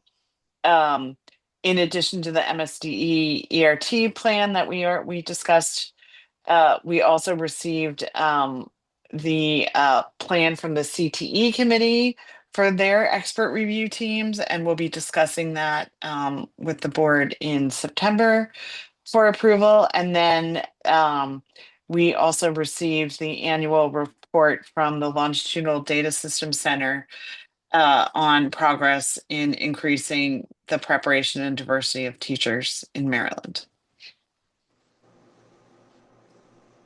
And if there are no questions on the reports, our last update item is on outreach and communications. And I will turn to Arshia Sethi Snowden, our Outreach and Communication Director, to discuss that and also give a little preview of our new website. Thanks so much, Executive Director Heiss. Good afternoon, everyone. So just for an overall outreach and communications update before we get into the website preview, we are starting to think about back to school and fall materials. We made the decision to release the LEA Progress Highlights one-pagers in the fall based on just when we think we'll be able to really distribute them and get them out to different audiences, stakeholders. So we'll be updating you all on that in the next month or so. As Executive Director Heiss mentioned earlier in the meeting, we're starting to work on other additional one-pagers focused on a lot of things that people have questions about related to the blueprint, such as funding, what is collaborative time, things of that nature. Vice Chair Kerwin, do you have a question? Yes. On the... When you say you have these one-pagers and you're going to be putting them out, how do you put them out? Where do they go, and what are the various mechanisms by which you get the information out? That is a great question. So they will obviously be posted on our website. We will also send them out to blueprint coordinators, superintendents, for them to distribute how in their districts as well. We'll be posting on social media, send them out through our email newsletters as well, and then also using our partners that we have to help distribute them. So it's really a multi-pronged approach of getting them into the right hands to distribute them from there.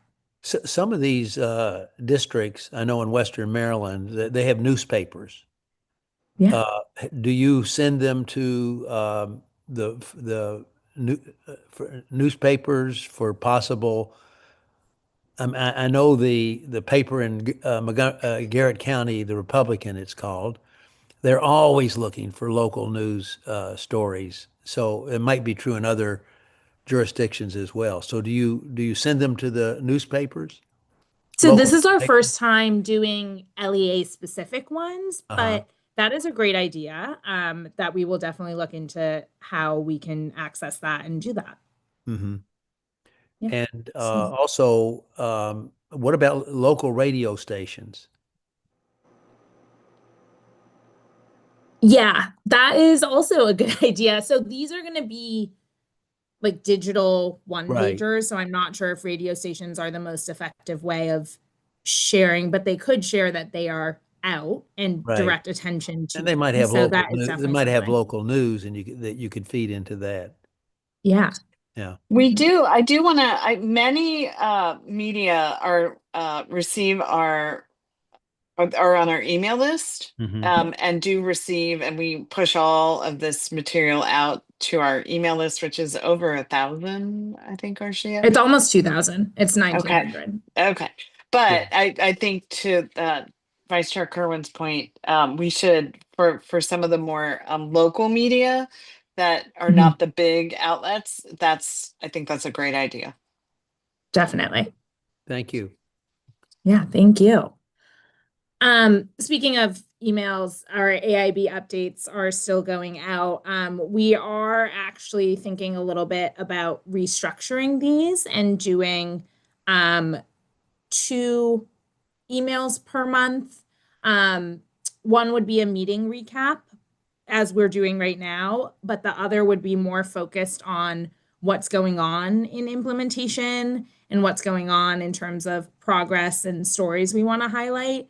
We do have a portion of that in the current monthly update, but being able to separate it out, and because we're getting pretty good engagement with this, we think that could be a really good opportunity to highlight more of these stories and progress and best practices that we want to bring attention to. And then we will get into our website redesign. So I have one slide just going a little bit over some highlights, and then we're actually going to show you the website as a little preview. So I'm also joined on this call by Brittany, who is our website contractor. She will be sharing her screen shortly to show us the actual website that she's been working very hard to develop. So this is some of the high level changes that we focused on making. You'll see that we have updated navigation. A lot of the feedback we got is that it's not exactly intuitive to know where things are on our website. So now we have drop-down menus. We aim to get people to where they need to be within a 3-click maximum, but also that you would know from the drop-down where you need to go. We also, as a full staff, have been working on reorganizing, updating, and editing of our content as the AIB has both grown as a staff, but also our role has developed and shifted in terms of where we are with blueprint implementation. There is new content that we need on our website that isn't necessarily there right now. We have a more interactive homepage that we will show you. We also have specific pillar pages that actually showcase the goals and the timelines, as well as highlights. And then we're building out a resources bank on those pages as well. We'll show you some of the landing pages. We will give you a preview of the data dashboards that we talked about earlier in terms of the BCP. And then we will also just show you some updates to the meeting materials pages as well. So Brittany, I'm going to stop sharing if you do not mind sharing your screen. Sure. Good afternoon, everyone.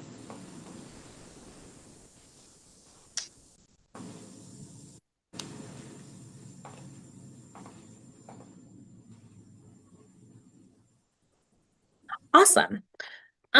So as we start with our preview, just a few quick notes.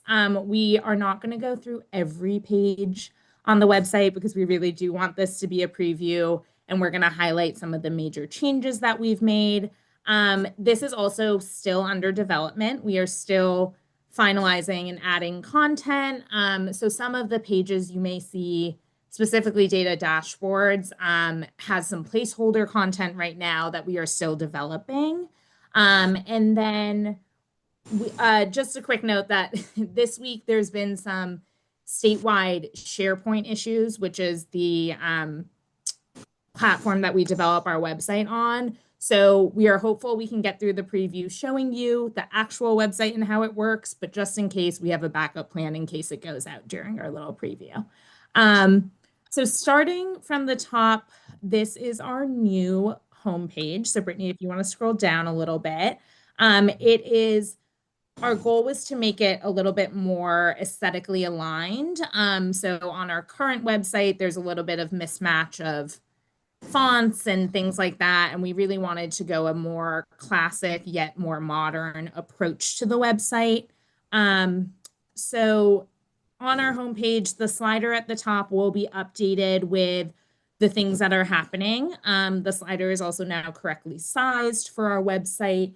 And we're going to be focusing on things such as if the blueprint implementation plan updates are going on and we have the survey open, that will go on the slider. If we have opportunities for feedback besides that, that'll go on the slider. When advisory committee applications are open, that will also go on the slider.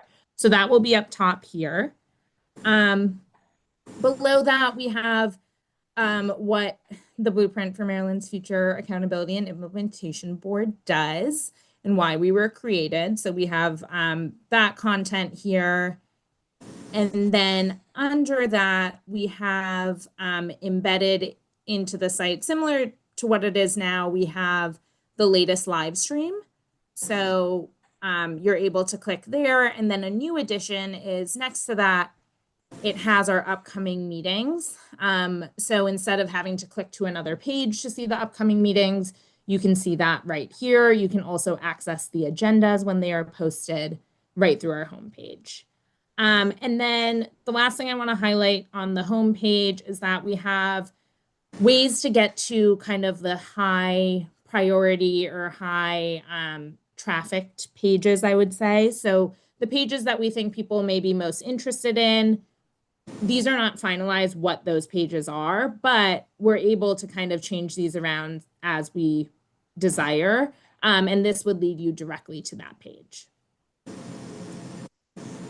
Okay. And then we are also working on adding in some type of social media slider at the bottom as well. Brittany, if we can go up and then we can show just the drop-down menus. So as I mentioned, right now our website does not have a drop-down menu. So you click into About AIB and then you get a drop-down of what's in there. But now you'll be able to see just from hovering over what is in the different sections of the website. Okay, we can go into About AIB now. So each of these content areas has a landing page. So the landing page walks you through the high topics of that section. So if you go down, this tells you what the AIB is. Going, our mission and vision. And then we also have the board in this section. And that would lead you to the board members page and then advisory committees, which we're actually going to go to this page. So these are all accessible through the drop-down menu or the landing page. So you have ways that you can get to any of these pages from the top.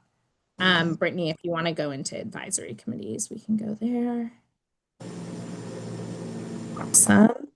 And we also worked on kind of consolidating some of our information. So on our original website as it is now, we have a separate page for every advisory committee. Instead of doing that on the new website, we have collapsible sections below where you can just click into the Pillar 1 Advisory Committee, see the members, all the details there, and then do the same for the rest of the pillars on that same page. Okay. I'm sorry for that feedback. And then if we could go up, we'll show you a glimpse of a pillar page as well. So under Explore Blueprint, we can go straight to Pillar 1, Brittany.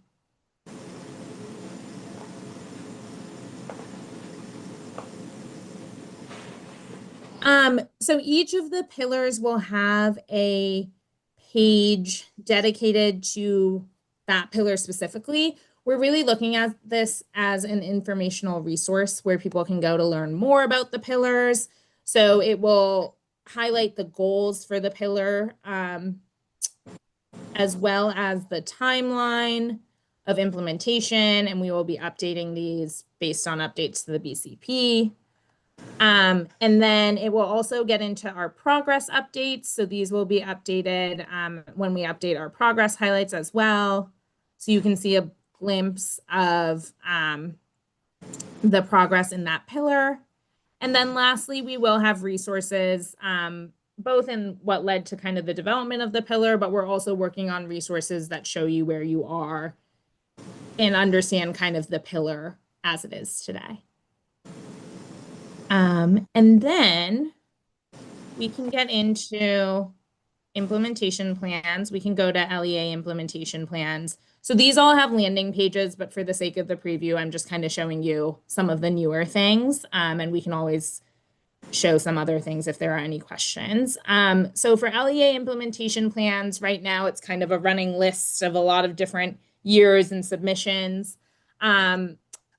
We are trying to streamline this, so be clear about what is in each submission for each year. And then we also have a table below that we will be adding a 2025 column to, but this, for Allegheny, for example, you can view their 2024 submission from here, the 2023 submission from here, as well as the additional parts of the submission, as we know that every year it is a little bit different as to what is submitted. So that's an easy way to kind of access all of the plans, but also view multiple years from the same LEA. Okay, and then we can go into progress monitoring and data dashboards. So as mentioned, this is still in development, and I also want to give a huge shout out to Jordan and Emma for helping with this. We are going to be putting more content into this landing page, but we wanted to show you kind of what the flow of this would be. So we have all of the different pillars here on this landing page. We will be putting more content in to describe what the different metrics are and what is available and what is coming. We are going to show you just a little bit of Pillar 1 for this preview. So you can do view dashboards there. So when you say view dashboards for the pillar, you will be taken to a page that lists out the dashboards that we have available right now.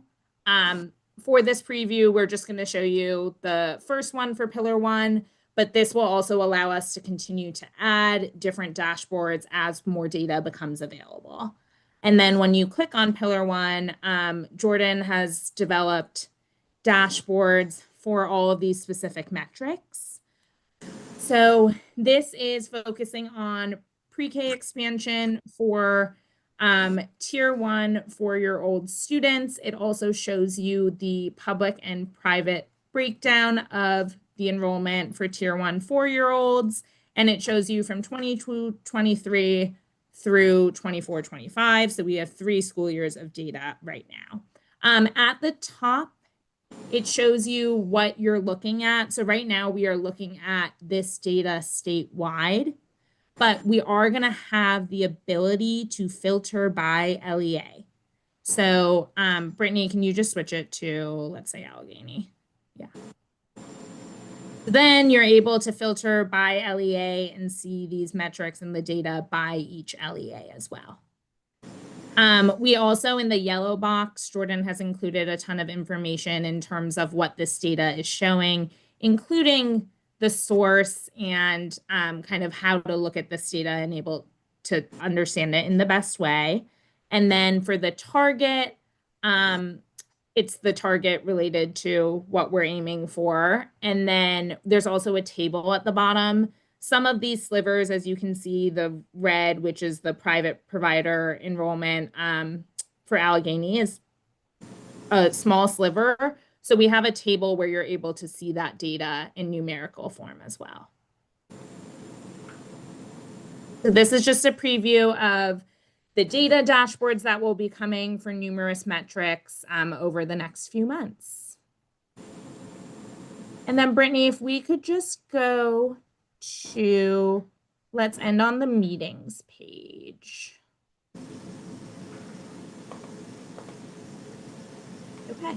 So a new thing that we've done is we've separated out AIB meetings and advisory committee meetings because it was getting a little bit too busy on the page where our meetings are right now. So at the top, you'll have an option to watch right in the website. So you can just click play here and be able to watch the meeting. And then we also have the next scheduled meeting up here, which is right now. And then below, you have all of the meetings laid out, as well as when the agendas are posted, they'll be accessible through here. Okay. Just a few other notes on the website. As I mentioned, we are still finalizing content, and there is a lot more than just what is in this preview.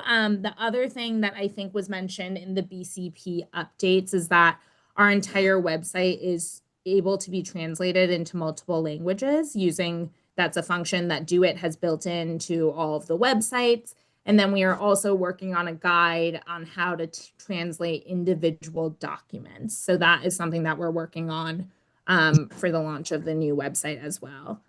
And as far as what comes next, we are working very diligently to finish updating and getting all of the new content in. Brittany's also working on formatting all of this for mobile to make sure that it works on phones as well. And then once that all is finalized, we go through an accessibility testing process with Do-It, where they kind of check our website and make sure that it meets accessibility standards. And then we are able to launch after that. I know that was a lot of information and a lot of website, but I'm happy to take any questions. Arshia, what do you anticipate as being the timeline for the ultimate launch? Hopefully in the next, I want to say month or two. I think content will be done in a few weeks because I'd say we're about like 75%, 80% there with content. And then it's really a matter of how long accessibility testing would do it. I actually met with them a few weeks ago to kind of get ahead and see what they're going to be looking at. So I'm hopeful it could be just like a week or two. But that's kind of a little bit out of our hands. We're doing what we can ahead of time to make sure that's a shorter process. It looks just much cleaner. I mean, the old website was just getting so cumbersome and clunky, but this looks much more elegant. So thank you, everybody who's contributed to this. Thank you all. Yeah, that was our goal. And Brittany has done like a lot of work. We are working within templates that make it a little tricky, and she's done a lot of work to make this look the way it does. Vice Chair Kerwin and then Member Lynch. Yes. I just want to sort of echo what Joe said. I think this is really impressive. I like it a lot. I think the logic of the layout and the links, and there's just so much information here, but you've done it in a way that people can get to the information they want to. It's not a, it's not like a treasure hunt. You've got a path to what you want to find out. So I applaud that effort. One thing about websites, and I know you're going to do this, but one set that needs to be emphasized, they need to be constantly updated so that they are really, really current. So that's going to be a bit of a staff addition. So how are you planning to maintain the currency of the website? Yeah. So right now we do update with like the necessary things that need to be posted. So for example, when we get new reports or when we do Right. new implementation plans, I think now with the launch of this new website, we'll probably go through a more, maybe not quarterly, but at least twice a year process to update the general content on the website. But those immediate updates will happen as they need to. To your point, though, we need to make sure the full thing is updated, and that will be something that happens on an ongoing basis. So we have to figure out kind of the process for that. Yes. But we are definitely something that is on top of So mind. will that be somebody's specific responsibility? Mine. Yours. Yeah. Okay. All right. But I think that's important. Somebody has to wake up every day, knowing that that's one of the things they're supposed to be worried about. Yeah, and that's something that I do already. Okay, great. That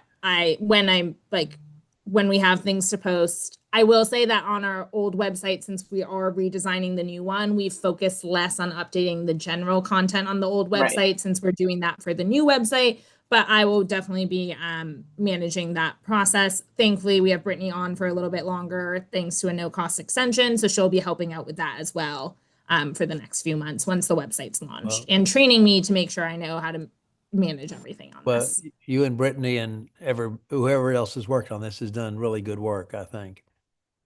Thank you. Thank you. Member Lynch.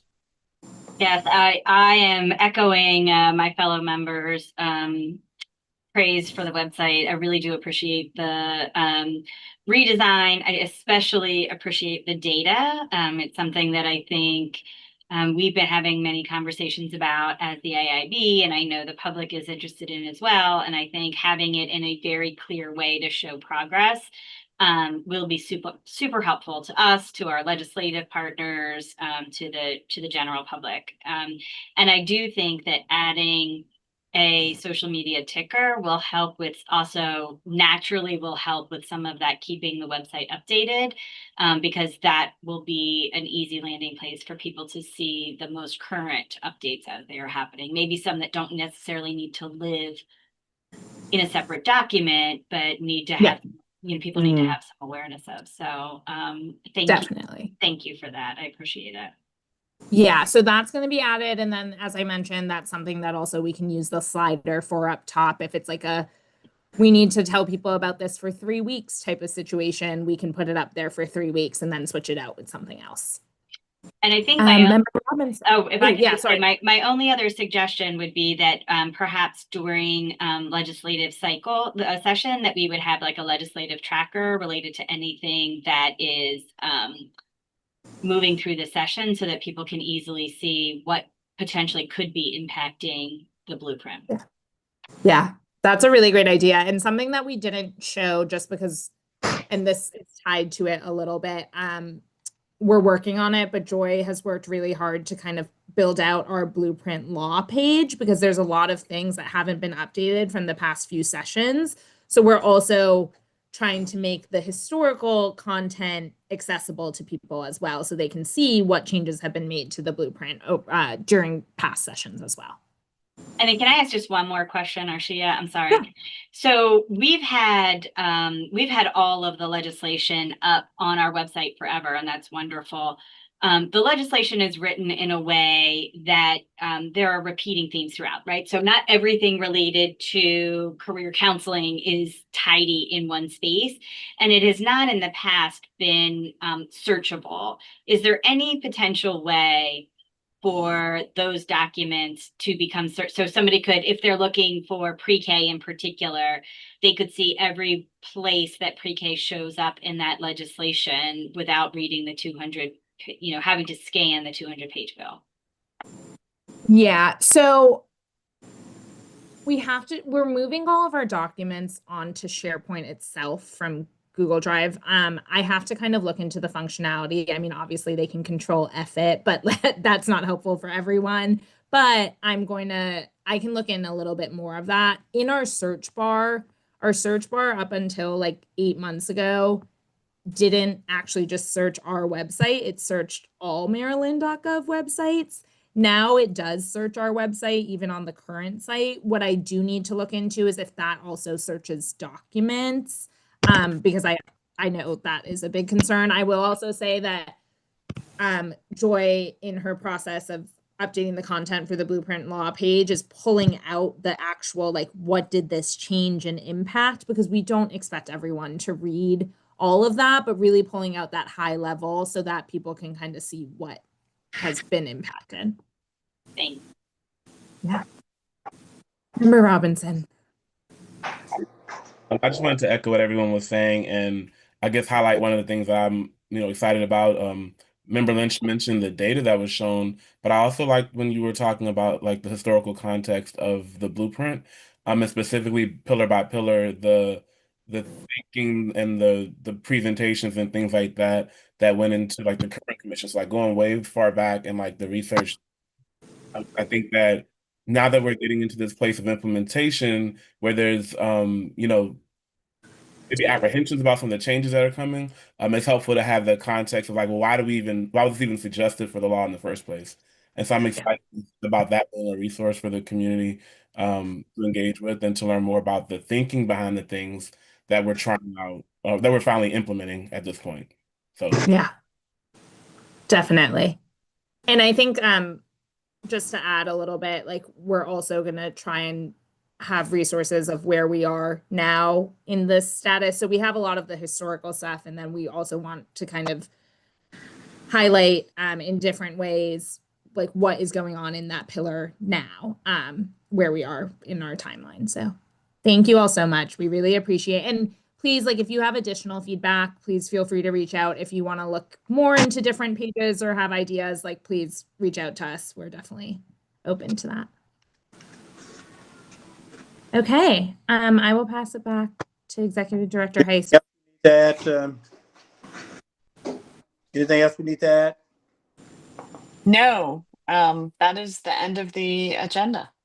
Yeah, and let me just one last comment again. Thank everyone for all of, I'm seeing to lost my screen here, for all of the work in today's meeting. It has been really, I think, productive, and I think a great deal is to be noted in terms of the preparation for the meeting and all the things that helped us to get through rather a challenging agenda and a number of contentious issues. So again, thanks to the staff. Just one last comment on the website design. One of the things that I've noted, and I'm not a person who's technically so proficient to know all of the precise details of it, but one of the things that I've noted is that sometimes we try to do too much with our designs and to be everything to everyone, that we end up not being anything to the most important people that we are trying to affect and help. And so, straightforwardness, simplicity, being informative, but not trying to be everything to everyone will keep us properly focused, because our website design should not be something for which people have to hunt day in and day out trying to find things that are really simple and basic. So let's keep that factor in mind, that we can't be everything to everyone in this design. We need to be competent, informative, and easily accessible to people who just wander through this and not needing a PhD in technology in order to find stuff. So that's just a sign of things that I hear and see, that trying to respond to every concern and trying to answer every question sometimes get us to ability we can't answer the basic simple questions. So just keep that point in mind. Anything Thank you.